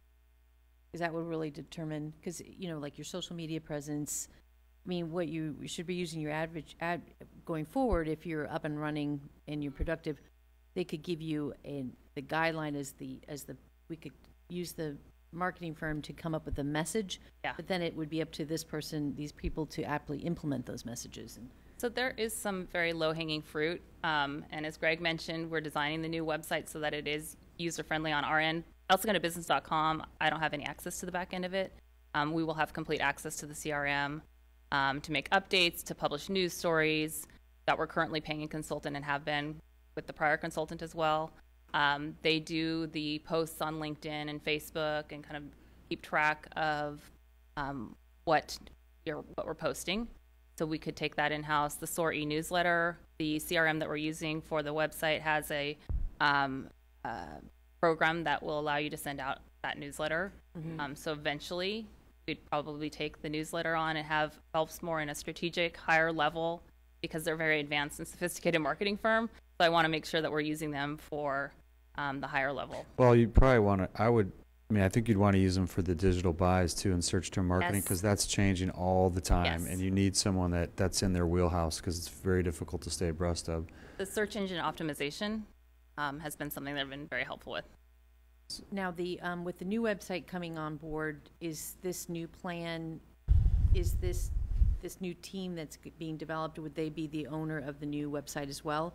Obviously, each department will have access to and will be updating their information, but you need one department that oversees the whole website as a Gatekeeper and gatekeeper. And so I just want to, if that's tied into this as well in that job description, because there's no use us going down a path of developing a brand new website if there is no gatekeeper. Maybe for sake of time, we ask you to flesh out the roles and responsibilities and the relationship with Phelps or the outside agency for the next session. Would that be reasonable? And Okay. include the new website as well, And the citywide the website. city website. Thanks, Barbara. The funding for Phelps is TOT monies? I don't. Next Yeah. slide. It was the Oh, it's- Chevron grant too.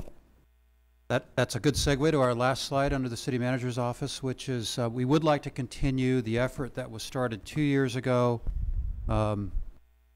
with developing a travel and tourism marketing program. At that time, it was tied to the recently approved increase in the TOT. So we've spent the last year really developing that website and the strategy.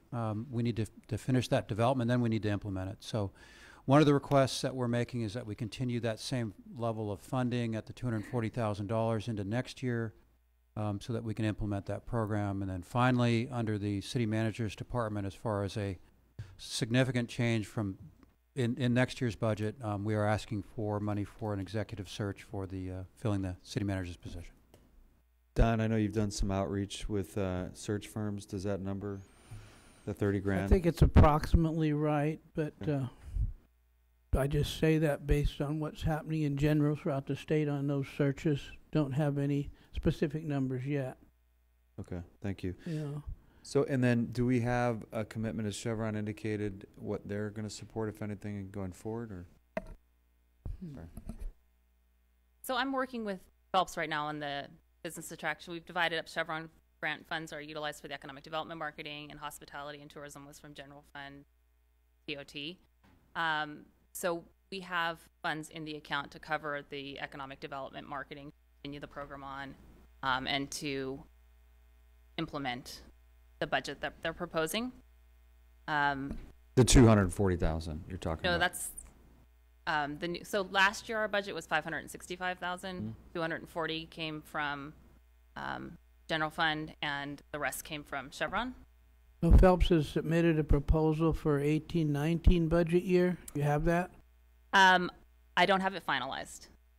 So I'd like to come back either at the next budget session or to city council meeting and have Phelps present their proposal for the 18-19 year. My sense when city manager presented this a few minutes ago is all of these changes were going to be over and above and in addition to what Phelps is already doing. And so your questions were right on point as how to sort this all out. And I think if we come back later, like you said, with another session, we'll understand the whole picture, Right. how we're going to pay for it, and there's not have the duplication. And then deputy city manager role. I haven't heard that before. What does that entail, generally speaking, outside of economic development? But Well, typically a deputy city manager is taking on some specific assignments or specific programs within a city manager's office, as opposed to a more traditional assistant city manager, which is truly the second leading executive, second highest executive in the organization, often is responsible for several departments, operating departments or administrative departments A deputy is assigned to more specific programs within the city Okay. that don't great. fall, have some citywide, sort of reach, or don't fall naturally under a department. So what's the difference of that versus Director of Economic Development and Communications? A director is usually responsible for a larger group of people, a larger span of control. And the deputy city manager works in the city manager's office. And I think it's got some cachet to it too. If I'm Barbara or someone in that department, I'm dealing with the Lakers, I'm dealing with LAX or whomever, deputy city manager as opposed to economic development manager, I think has a better ring to it. Sure. But anyway, I just hadn't heard that before. Thank you. Okay. Number two. All right, the next item, city treasurer's office. I don't know if Chris has anything specific to say, but there's a vacancy there due to retirement. Deputy City Treasurer 1 retired earlier this year, and there is a need to fill that position for next year. And that was already on the budget, like this isn't, Correct. Yeah, it's yeah, just it's a vacant, vacant yeah. position. One of the asks that we just have- Mayor Boyles asked is to justify any vacant positions. Got it. That's what we're doing here. And right now we actually have a consultant to help fill some of that work, backfill some of that work, and finance department's working very closely with the treasurer's office to help fill some of that work, get it completed. On to the finance department. So finance department currently has 3 vacancies. One of them is a licensed permit specialist, and this is a budgeted position, full-time position. I'm proposing to leave this unfilled for fiscal year 18-19, and this is tied to mainly in the business license unit. So that did go online. There's a lot of work that was streamlined, but there are other needs within the finance department, other pent-up unmet needs. So by not budgeting this position for next year, there would be a savings of just about $87,000. We currently have a part-time office specialist 1, which was budgeted under the HR department, but what this role did was mail for the entire city. It answered the city's main phone line, customer service phone line. We did move that position to under the finance department, restructured that workload, made it a little bit much more efficient. But there is a need to have that position go to full-time to pick up some work that the licensed permit specialist was doing, and just to enhance some customer service to the community. So going from the part-time position to the full-time would be a budget impact of $30,000. And then they answer the phone full-time, they answer the phone all day, not put it on automatic. Yeah, so answering phone calls, and there's a high volume of phone calls coming in from a business license, water sewer billing, filming permits, just general questions coming into the city. There's quite a heavy volume of questions. Again, it's mail, and then there's some filing that is backlog that needs to get done on a timely basis that this position will be doing, and just some other minor clerical We've work. had it before. I think we lost it in the recession. Okay. So this one more comment. This part-time position, it is a benefited part-time position, falls under the CEA right now. Yeah, currently. So it is a represented position, and it is benefited. So that's why there's really not much of a budgetary impact making it from part-time to full-time. The next request is an upgrade position. So we currently have a full-time admin specialist, and that's the assistant to the finance department. And I would say citywide, she does this position does quite a bit of work, heavy lifting, all the strategic planning sessions, any of these citywide meetings. She's doing a lot of the preparation for it.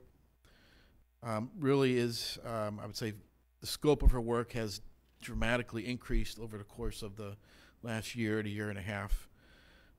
So upgrading that position from the admin specialist to an admin technical specialist would be a cost of about $16,000. And the total budget impact of my request would be a savings of $40,000.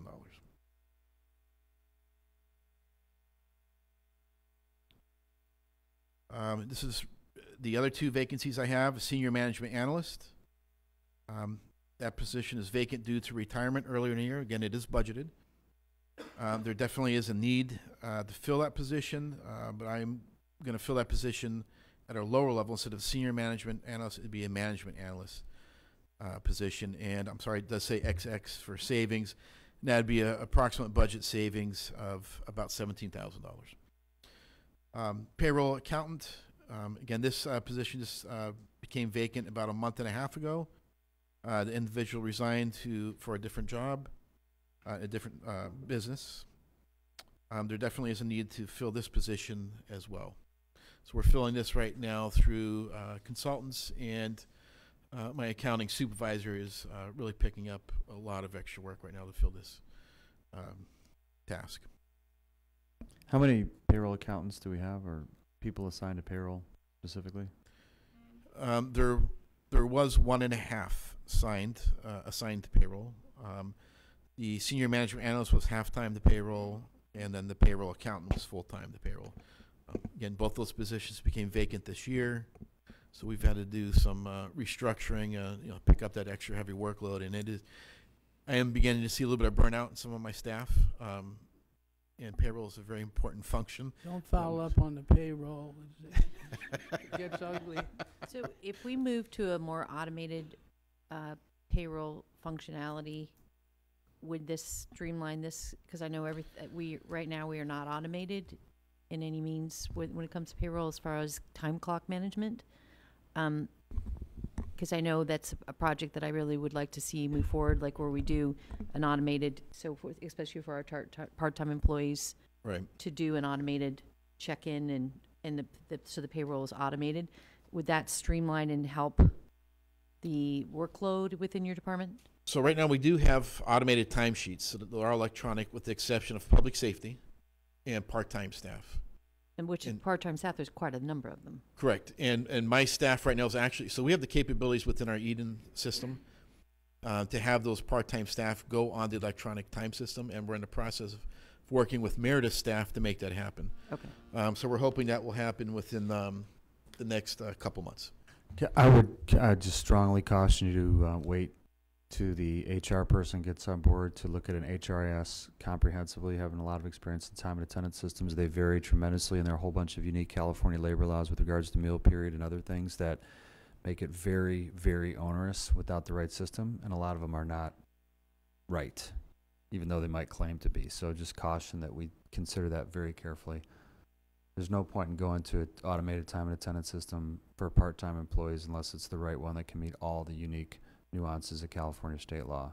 Right. And they are myriad. Does Right. Eden provide that? It does. So I know you have, if they work more than, I believe it's 30 hours consistently per pay period, you're subject to health benefits for them. Some We're will monitoring actually, though, that. some are more proactive, Joe. They'll actually not allow people to clock out unless they've clocked in and out for meal periods, which are required by California law and have major PAGA penalties associated with them, and other very specific things. I would just say that let's not jump into an automated time and attendance system before carefully Yes. considering it with technology committee as well. I Okay. agree, and we're so most, but also a segue to that is most of our laws were FLSA federal law, so most of the state statutes are not applicable to us. Some are, but Even most for aren't. part-time? You know, I don't know for sure, but for full time, definitely, and that's something I would have to find out. So with the plan of doing an automated time and attendance for part-time, and the request here, would still be the same, because I know your workload would shift. So you're anticipating that shift in workflow? Yes, and we do need someone in payroll full time. Absolutely, it's a must. There's a lot of regulatory reporting that's done. You know, it's not just getting the employees their paychecks. There's quite a bit of heavy lifting that needs to get done. Okay. But I mean, this is going to be budget neutral or savings with going down to from a senior management analyst to a management analyst. And then miscellaneous requests I have for my operational budget. The annual Net Promoter Score, business and residential satisfaction survey. That's about $25,000 a year. So we did that last year for the first time. I think it would be great if we can continue doing that. That we have that benchmark. So that is $25,000. It's not included in the budget right now. The recurring transactional surveys located at various customer service desks. So we have it in the business center, planning, public works, library. That just kicked off this month. So we've paid for 1 year's worth of service, but if we want to continue that moving forward, it's about $21,000. Again, that's not included in next year's budget. Annual review and update to the cost allocation plan and a citywide schedule of fees and services. That's about $9,000 annually. And the return on that will pay for itself. And then what we're requesting is utility users compliance audit. So came to you last year about the TOT compliance audit, and that went very well. We worked very closely with the hotels and went successful, smoothly. We're requesting that same type of compliance audit for the user utility tax. We've never done one, so there is potential to have some unfound revenues there, and that would be about one-time cost of $21,000. And it's good practice probably to do this every 3 to 5 years anyways. So those are my budget requests for finance. HR, I'm just throwing this out there, not really asking for council to approve this, but I guess food for thought. The HR manager position, that has gone out for recruitment now 3 times.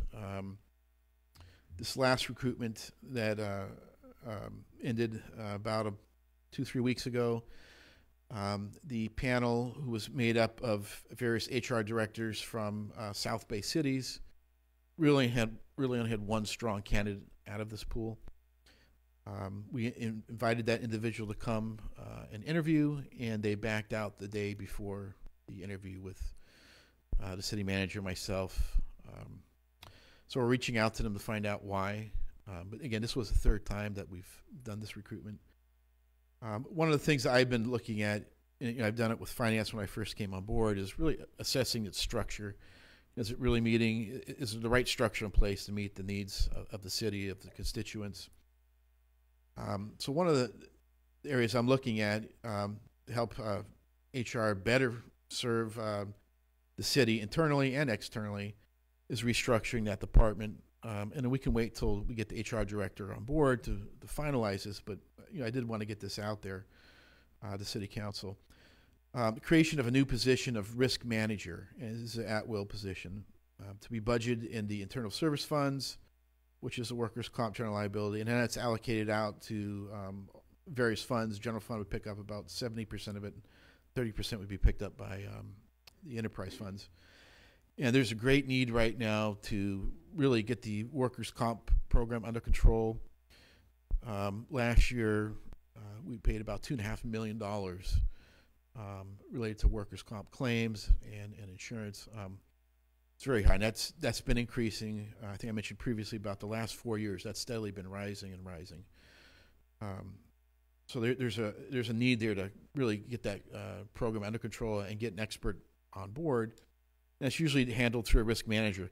Many cities had risk managers in the 90s, early 2000s during the Great Recession. A lot of cities that did have this profession eliminated it because they thought it was an easy position to get rid of. But really, there's a cost to doing that. So there's great benefits too. They could run safety programs, training programs. So there's a whole host of risk mitigation programs that the risk manager could be in charge of that would actually reduce the city's overall liability. So there's a direct benefit and correlation to having a risk manager and improve safety programs and reduction of costs. I'd say there's also a correlation between morale and workers' comp claims. Workers' comp claims go up when morale is down, and that's part of the reason you've got what you've got here. And when the last HR director came, one of the problems getting off the ground was the HR manager position became vacant suddenly. And that was part of the excuse why things weren't okay. So where are we going to be at if we take that out deliberately? And is that going to impact our ability to get a new HR director? We talk about one, we have people lined up, but we haven't landed them yet. Right. They're not here. For a small department, so HR is a relatively small department, one of the smallest in the city. But they serve, you know, the entire city population, plus everybody coming in to apply for jobs. And you have a lot of regulatory issues there that they're dealing with as well. Federal, it's state extremely issues. important. It's very expensive when you make mistakes there. It is. We've had, the police has had to put somebody over there to run interference for their own hirees. That shouldn't be necessary. The department should be working. Right. Police shouldn't have to use their assets to prop up a department here that's broken. Right, and that's, to continue on my recommendations, that kind of addresses what you're talking about, Dr. Brand. So in the current year budget, the City Council approved $40,000 for a part-time HR management analyst. And I'm proposing to upgrade that to a full-time senior HR analyst. That would be a cost of about $83,000. So you would have the risk manager overseeing workers' comp, safety programs, training, pushing out programs from the employee engagement money that we're allocating out to staff. Senior HR analyst would be able to either pick up recruitment or pick up benefits, and then we do have also a current analyst there that is doing both benefits and recruitment, and it's too much. It's creating basically a backlog, and things aren't getting accomplished. So there's a great need to have another analyst, and I would say a higher skilled analyst by recruiting a senior HR analyst. And we'll see a lot of these issues get resolved where you have the risk manager, the HR senior analyst, and the analyst specifically honing in certain areas of HR. Rather, right now, it's just a hodgepodge of everybody doing a mixture of everything, and it's not efficient whatsoever. So what I'm requesting, and again, you know, this can wait until the HR director, but I did want to put this out there. And I did run it by our consultant who's here doing the HR assessment, and that individual agreed with what I'm proposing as well. So the net impact would be $33,000 to the general fund and about $50,000 to the enterprise funds. So in the city clerk's office, they had put in doing a proposal to have the company come out and do an assessment. Could we not tap that same company or to do an assessment, or what's your suggestion there? So this one is very specific to HR. Okay. This was an HR director with the city of Riverside for about 30 plus years. Has been retired for many, many years and owns her own corporation now. Professionally does this throughout California. Got it. But it really focuses on the HR element.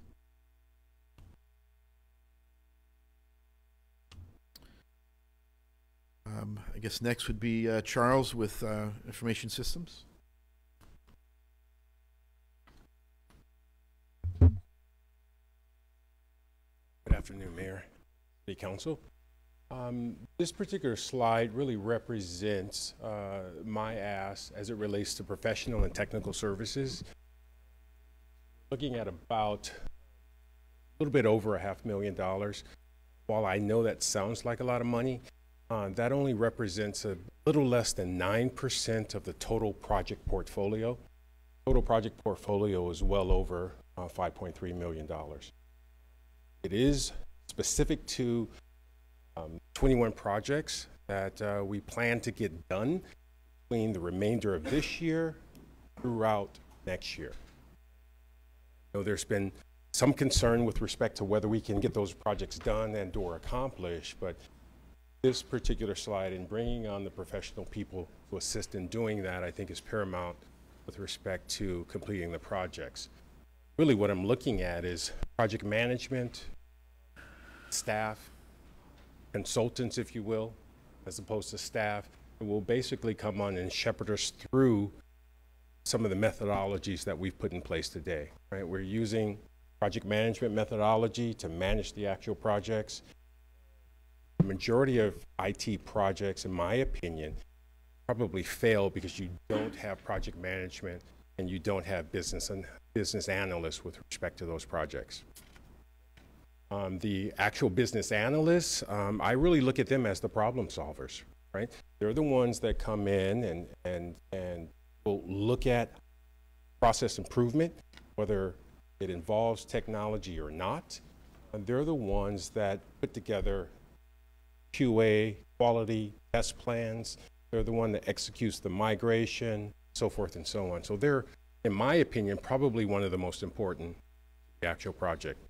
The other areas, I guess going right to left, or going underneath, is the tech support.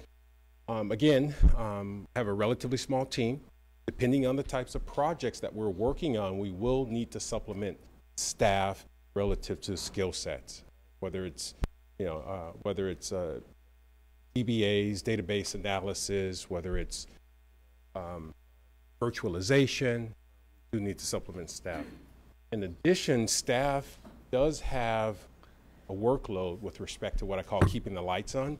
So they have work that they're working on a daily basis. Other items, again, very important, enterprise architecture and design, right? We're looking at refreshing our infrastructure. Need support with respect to looking at the latest technologies, working with consultants and understanding some of the things that they've implemented and what has worked, some technical environments, what hasn't worked, so they can basically offer a great deal of advice, information, design from an infrastructure standpoint. That's primarily, again, our IT infrastructure. As I've said on a number of occasions, definitely in sore need of upgrade. And then admin support, assistance with processing of invoices, media agendas, contract management, so forth and so on. No questions on this slide. I can go to the next and talk a little bit about the open vacancies. ISD, Information Systems Department, have about 9.5. We have about 9.5 FTEs. I make the point that there is a half there relative to the intern. We have 3.5 openings currently. Going from left to right, GIS analyst. I have a contractor that's working in that capacity today. I see GIS as being very important because that service basically transcends department. Fire, as well as planning, building safety, public works, they all rely on our GIS analysts. I would hope to fill that role within the next 6 months or so. System specialists, really looking at filling that role this year with a network engineer, kind of splitting those tasks today relative to our network engineer, so I don't have anyone dedicated for a network engineer. Then the intern, once again, looking at potentially converting that role to a full-time admin specialist. Obviously, I can come back at a later date with what that cost will be. I'm thinking it's about an additional $18,000.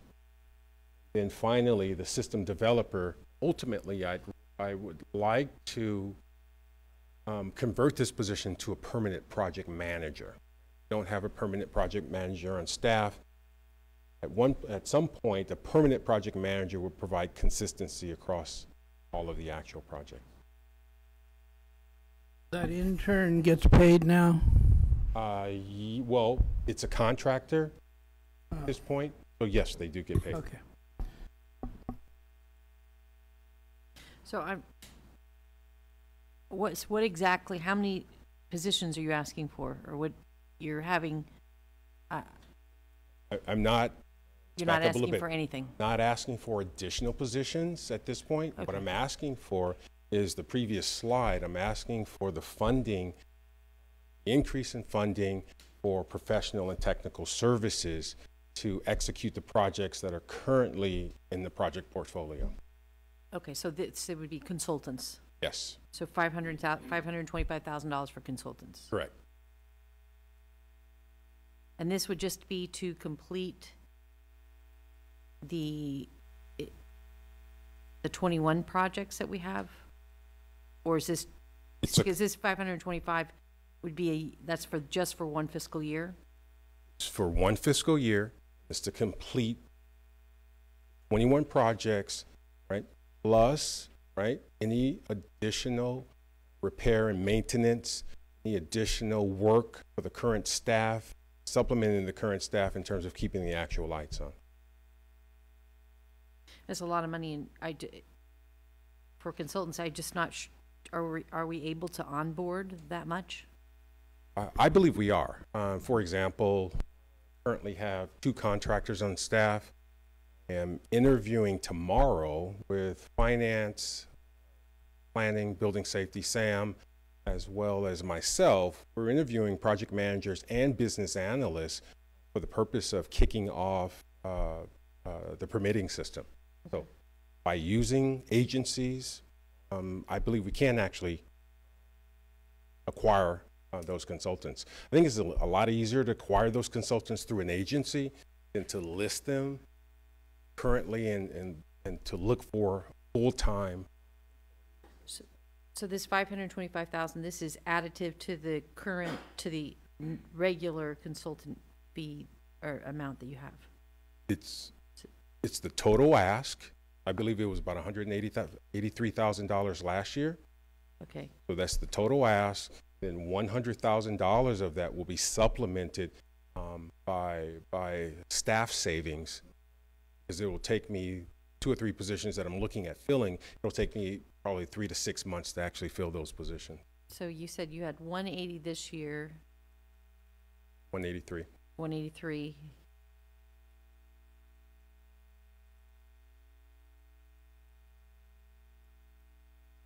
Minus the 100. Correct. So we're looking at really 325 or No, 345. no, it's 525 minus the. Correct. Okay. Additional 250. Which is what, two consultants on average? Yeah, it is. Okay. Yeah, I mean, the one thing just to state for everybody is that we do have a backlog of projects that are going to take some effort of skill sets that we may not have internally. So it would be a better decision to bring on project managers from the outside that have this expertise, and then bring them on, launch the projects, and then we won't need that same expertise in the future. So it's right. Bring on consultants is a better path than hiring somebody to this. Absolutely agree.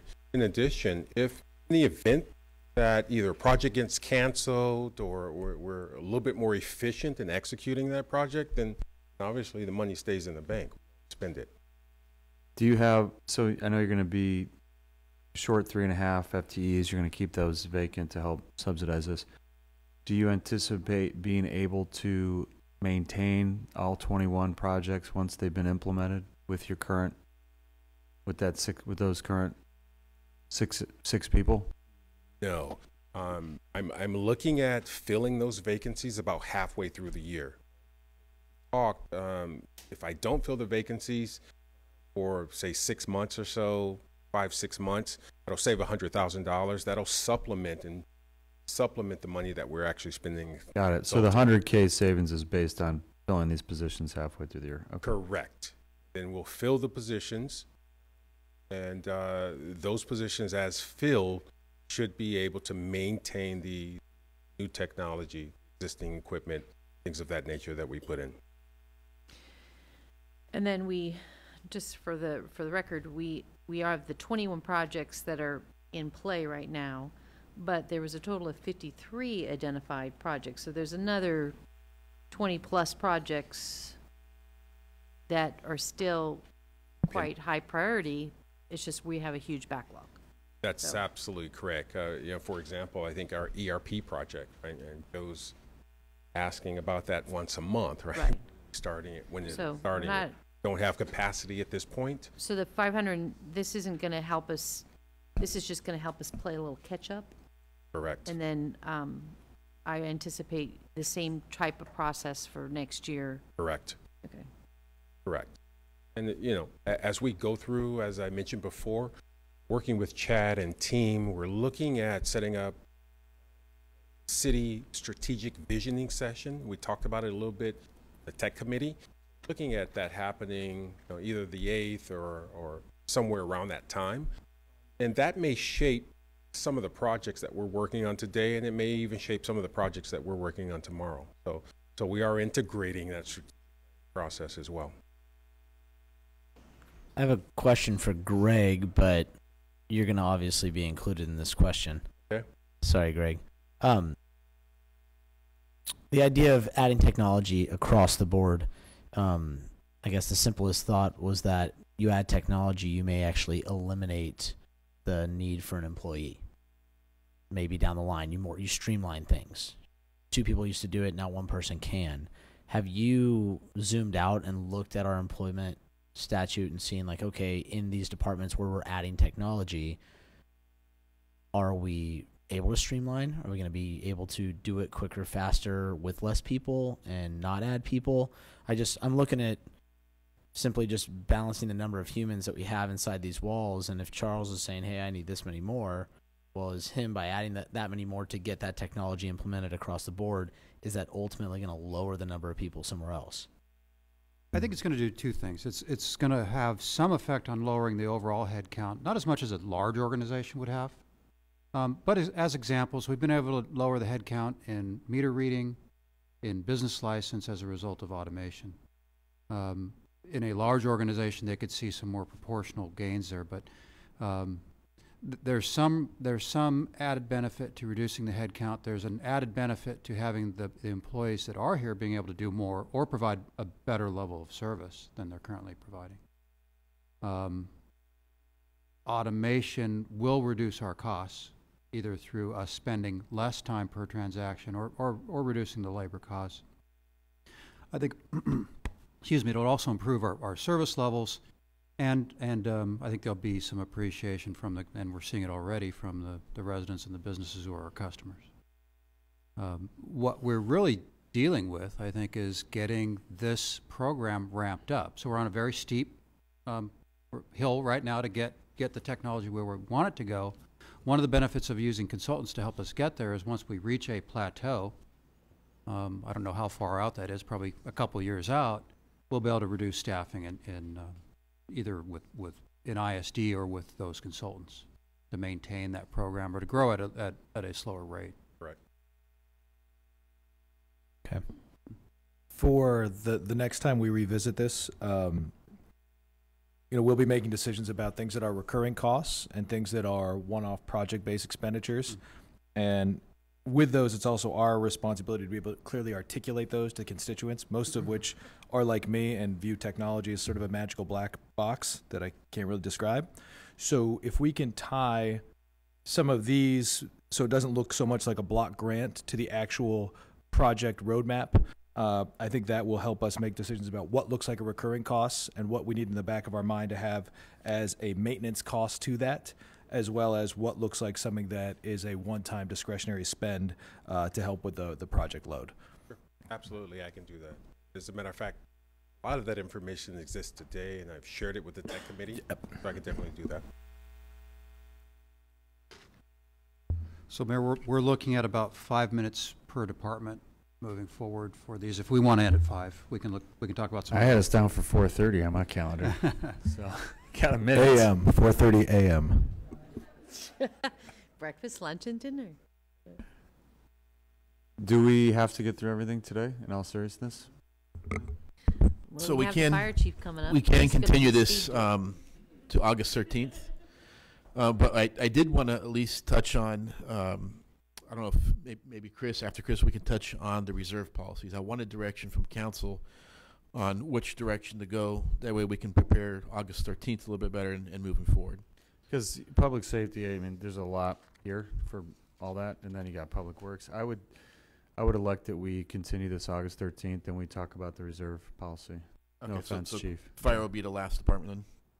If you want, I mean, Well, just because he's standing there? yeah, I think we're done, with the exception of you. Whichever. No offense, Okay. Chris, but I say we defer on public safety and the rest of the departments until Sure. next meeting. Okay.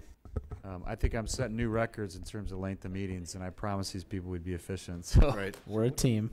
We're a team. We're a team. I mean, why don't we do fire, because it's fairly short. doesn't look short to me. There's a bunch Is there. it short? That's 2 out of 3. Can I vote for it? Yeah, why not? The one other thing that we would like to ask council is to discuss the reserve issue. Yeah, let's And do that, where we Chief. wanna Let's set come back to that August 13th. Sorry. Thank Sorry, you. Chief. Sorry about that. I know you were anxious. Yes.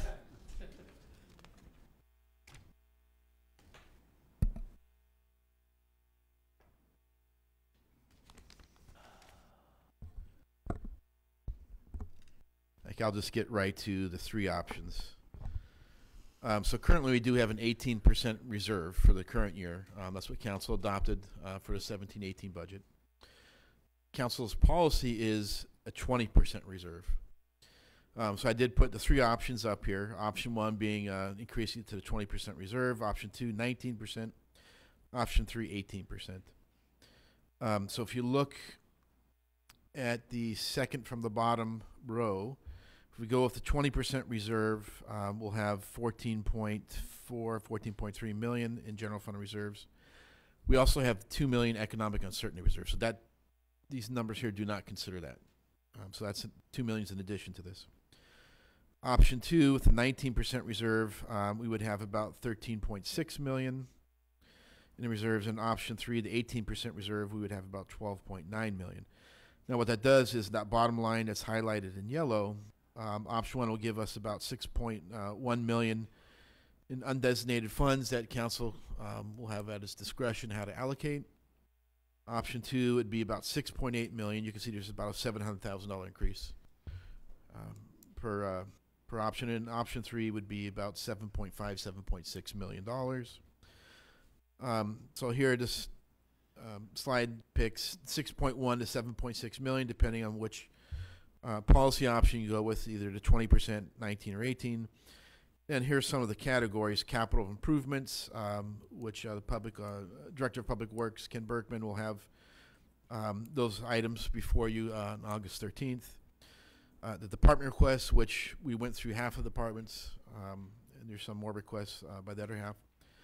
The employee engagement item, payment towards the Section 115 pension trust.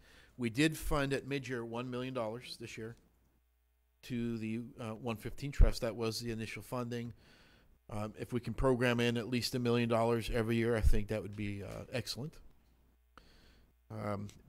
Pay down the CalPERS unfunded pension liability. So this year, on top of the $1 million that went to the pension trust, we also paid an additional $2.1 million in pension unfunded liabilities. So we should allocate, I think, additional funds towards that as well. We have not received the new actuary reports. They're due out, I believe, next week from CalPERS, so that will be ready for the August 13th meeting. And then technology improvements. And then I guess any other items that council wants to allocate funds towards. But it would be good if we can have some direction on how to proceed the next budget study session, and in order to prepare the budget, which policy option council would like to go. I personally would like to recommend bumping it up to maybe at least 19%. We do have recessionary pressure, so there could be a recession coming in the next year and a half to 2 years. That will help, I think, hedge against any recession that we're going to be hitting. Just because we do have the pension trust, we also have an OPEB trust for our retiree health medical that we could tap into. You really don't want to be tapping into those trust funds during a recessionary period. Usually the market's going down, so you're going to have capital losses if you pull out of those trust funds during a recessionary period. It'd be great if you can use your actual reserves on hand first. So that's my pitch for at least increasing it to the 19%. But Okay, council comments. Have you added up all the requests from the departments and what that would look like if we said yes to every single thing that was asked of us by the departments? How much would the undesignated general fund reserves be? Have you done that math? It's just a little under $1 million. Some of the requests are not general fund. For instance, fire has some special revenue funds set aside for some of his department requests. Chief Whalen has some non-general fund dollars when he gets into his department requests. So some of these requests are not general fund dollars related. But it's about roughly just under $1 million. So you had mentioned that the capital improvement assessment will be completed, or we're just starting that process, correct? Well, two things. CPAC is working on the current capital list, which has, Ken, why don't you go through that real quick? Just, I think about $3 million in general fund related expenditures. The facilities needs assessment, which I think you're referring to, is being done right now. We don't know what that's going to identify, but based on the age of our structures, I assume that that's going to be a fairly large number once we see the final report. So, Mayor, council members, briefly, for time's sake, the CPAC process has been completed. City Engineer LaFon Shu is behind me. Did a great job with that. Finished a little bit earlier this year than last year. Not early enough to keep up with Joe there, but we're looking at a $10.5 million program, and that includes $2.2 million of carryover projects from last year that we expect to have to finish in the early months of next fiscal year. $5.5 million of non-general fund projects, water, sewer, gas tax, things like that. And then about $3 million of new general fund projects that CPAC has reviewed and ranked and that we'd be bringing forward to you. To city manager's point, one of the major projects in that general fund is $1 million for anticipated projects from the facilities condition assessment. So we look to get that done by the hopefully the end of the year and see how that turns out with a priority list and the top priorities, which are all likelihood the most critical. We can get those hopefully some done this year, this coming fiscal year. So we can have a more detailed report in front of you at the next meeting. So one of the three, the $3 million in general fund, new general fund request, correct. Roughly one is for that. Correct. Okay. It's an estimate. It's like a placeholder for us. Right. Okay. I just think it'd be very helpful for us and easily digestible for the public as well if we had kind of by department one-time spend, reoccurring spend, because a lot of what we heard here is partially one-time spending, and inversely we have reoccurring spending, adding new positions, what that fiscal impact is, and that's going to be a reoccurring fiscal impact. And so it's just, I think it would be very good for us in this decision-making process and how we go through it to have that broken down very clearly so that we know the decisions we're making, especially when it comes to reoccurring costs, that we just took the annual budget up, assuming that we're going to continue with these revenues in years to come, which, based upon the slides you showed us earlier, that may not be the case.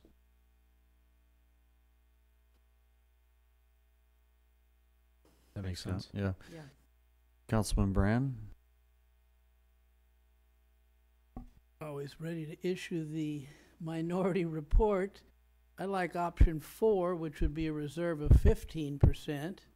We established earlier in the meeting that the 18% that we have here is really about 33% this year. You've got economic uncertainty on top of these numbers, so you go to 19, you'll be at 21.5 plus everything that drops out of the budget. And watching it the last 10 years, and I've seen this with many school districts too, it's always underestimated how much drops out there because expenditures are overestimated, revenues are underestimated. Again, we shouldn't be looking to be the Bank of El Segundo. We should be looking to provide services to the residents, to support our employees, and to not have these forced choices so dramatically because we're sitting on all these millions of dollars year after year.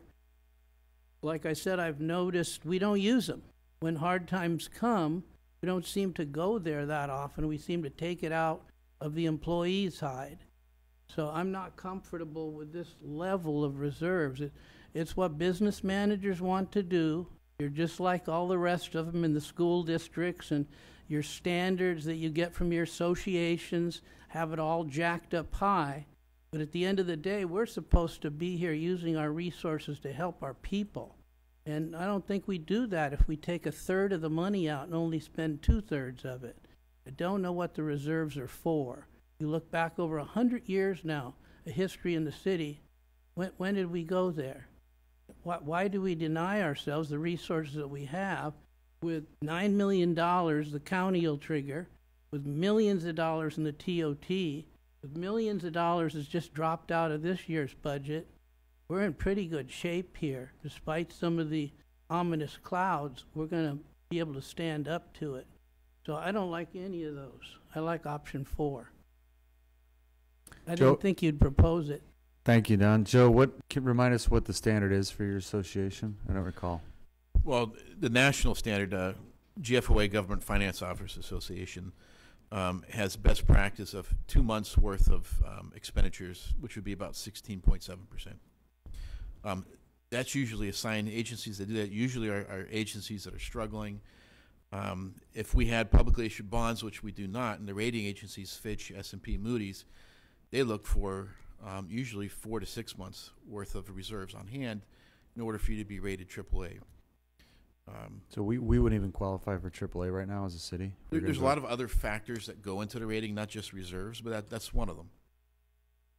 But would we qualify? Would that alone preclude us from qualifying The for school AAA? district passed bonds, and they were quite pleased with how the city qualified on Wall Street. I see that in their latest propaganda. Yeah. School districts, they have different reserve requirements. Would we than qualify for AAA based on that? I know it's subjective. yeah, You there's rely on subjective. the ratings, companies, but is that a requirement that you hit that for? It is something that they use to heavily weigh in their decision-making process. So it's one of the categories that is used. Maybe it's a 20% weight, 25% weight of the various categories that they use for the ratings. But that's definitely, it's a large component of that rating process. Again, we don't have any public issued bonds, and I don't believe we have any plans on going out to issue any. But No, I just bring it up because that's a sign of financial vitality, and so. Correct. So one of the things on the capital improvement with $3 million, so, construction costs keep escalating. And if we keep putting off our construction costs, the cost of doing this construction or this upkeep is going to just keep escalating. Yet the money that we have in reserves is not really earning a ton of money. So for me, I would like to make sure that we're taking care of our capital improvements and really putting money into our infrastructure so that we're keeping it for generations to going forward. I look at the clubhouse, I look at the teen center, and they're really not in great shape aesthetically and physically. I'm sure I would prefer that we put some money into our infrastructure. So I know last year, I believe, was the most we put into infrastructure in quite some time. And in fact, there was discussion from other departments to throw a little bit more money at it. And I'll let Mr. Berkman speak to it, but there's also a capacity issue. Yeah, I understand. Where I believe Ken said, he drew a line and told all the department heads, this is the most of my capacity I'm able to handle, even though there were some extra dollars there available. Yeah. To one point to Don's is we're putting the money in reserve, but we're not making any money off that reserve because interest rates are so low. Yet the cost, if we had just put the money into our capital improvements, the cost of construction keeps escalating. If we had put the money into the capital improvements 3 years ago, the cost of doing that would have been a lot cheaper than it is today. So we have to be careful of how we're. From a structural standpoint, the major thing we have going forward is that 25% of the city's entire general fund will be towards pension costs and liability. To me, the only thing that makes sense if we're going to consider reducing our reserve is to put more money towards that, And pay it down. which is a future debt to multiple generations in the future. Correct. That's the only thing. I cannot see spending money, no offense, on facilities right now before that. Because, you know, yes, I agree with you, especially with the LAX building. Construction costs are certainly going up. If there is a recession, there always is. It's not if, it's when. Everything's cyclical. Construction costs drop. And I feel strongly we have a major structural issue with this pension expense and liability line item going forward. To me, I could get behind spending more money like we did last time. We put money in that 115, and we paid down specific line item negative amortizations. Those kind of decisions make sense to me. I could feel good about that for multiple generations to come. So would it make, would it, from a interest rate perspective, what would be better, to keep the money in reserve or pay down the debt? So in the long term, Well, paying down the debt. Pay down the yes, absolutely. So yeah, just to remind council, so last year, the CalPERS reports had us at $134 million that we owed in pension liabilities to CalPERS. Now that this year's report will have last year's gain on it, so that amount will reduce. Plus, we paid an additional $2.1 million in line items, unfunded liability line items. So we'll see that go down, maybe 130, 120, 29 million, but that still is a lot of money. That's the debt that we owe to CalPERS right now. And that does not include CalPERS medical as well. I mean, our medical No, that's just obligations the are another pension. $50 million on top of that. Yeah. Correct. The other thing is we could borrow money for capital projects in the future. We haven't. We have for certain projects, right? We still have, yeah, Douglas Street. We can't borrow money to pay down CalPERS. You can issue pension obligation bonds, and we had a presentation last year on that. We could do that, I suppose, but there was, I Right. mean, there were mixed feelings on that. I'm just saying Correct. that we're more likely, if we had a need for a major project in town that the residents got behind, the businesses got behind, it might make sense to borrow money in the future for that. But Correct. I think we'd be in a bad state if we had to go out to the markets and borrow money to meet our structural needs for pension. It does send, Expenses and it liabilities. does send a negative signal, yes. Yes. So do we have, what do we want to do about the reserve level? I would like to go with Joe's recommendation, whatever that is, as he's subject matter expert with the city. option one, Which is the 19%, option 2? what's your recommendation, Joe? Number two. Option 2, and then we can always revisit it during mid-year if we need to reduce it, and we have some additional projects, capital projects, technology that's coming down the pipeline that we want to use additional funds. And council can at any time reduce the reserve level. I think it would be very helpful, especially if you think of us 5. We're going to have this conversation next year. You know, if we make this decision to up it to option 2 to 19%, and then we'll know more because a year will have passed, and next year will come, and we'll see projections for 2020 because 2020 will be a lot closer, and we'll be able to see, well, what does our income level look like? And I think then we can maybe discuss Don's idea of dropping the reserve down, because he makes a good point. You know, we're saving the money for what? So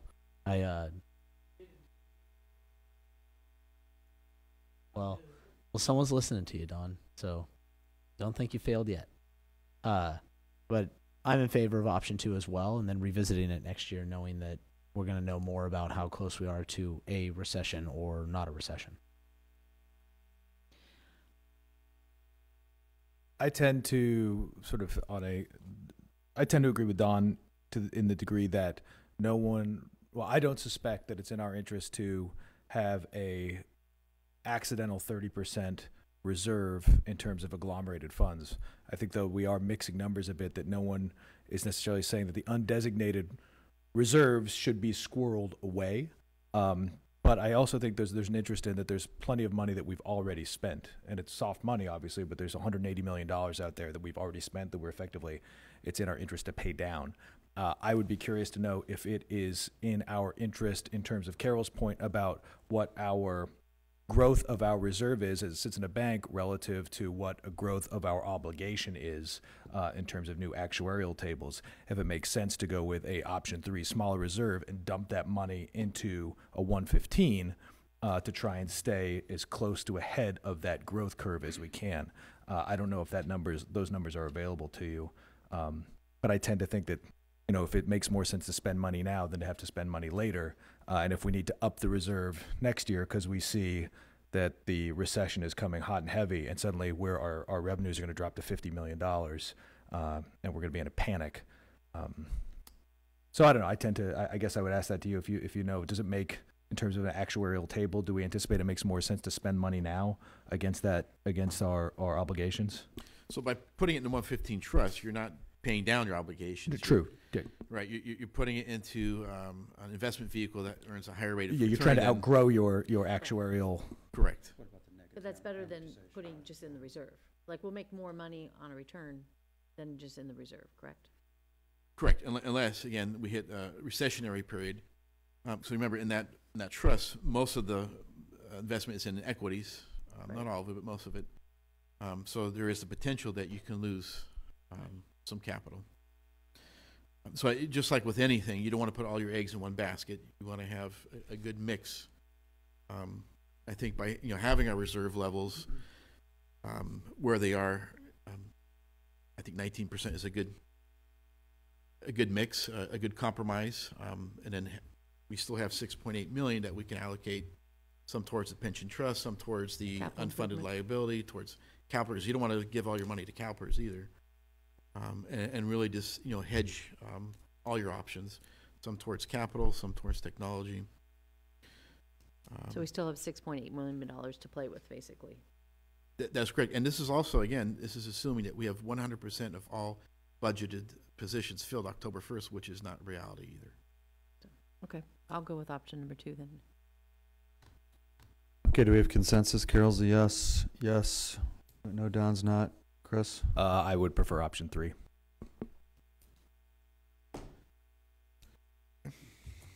Which is where we are now. We're at 18% now. Yes, that is correct.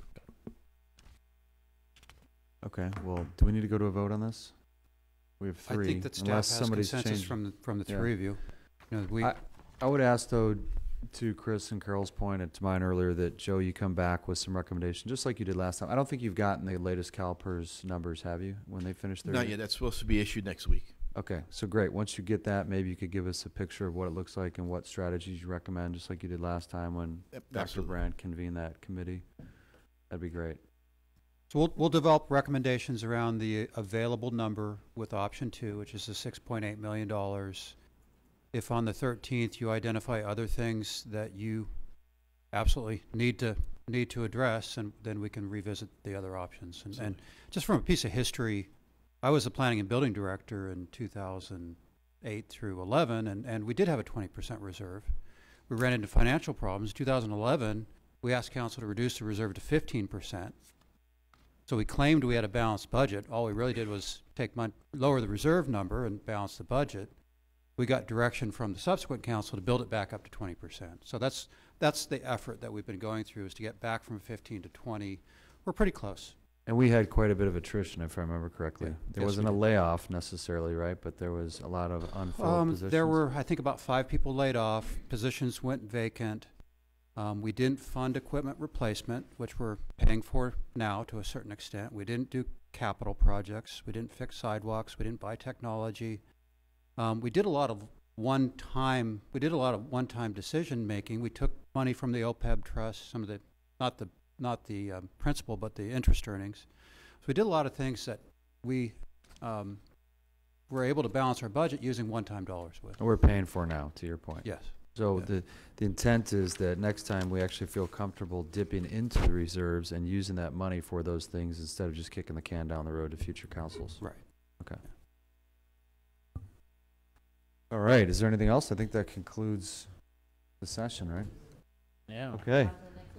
Oh, we have 7 minutes before our next meeting. Great job, team. Thank you. Thank you.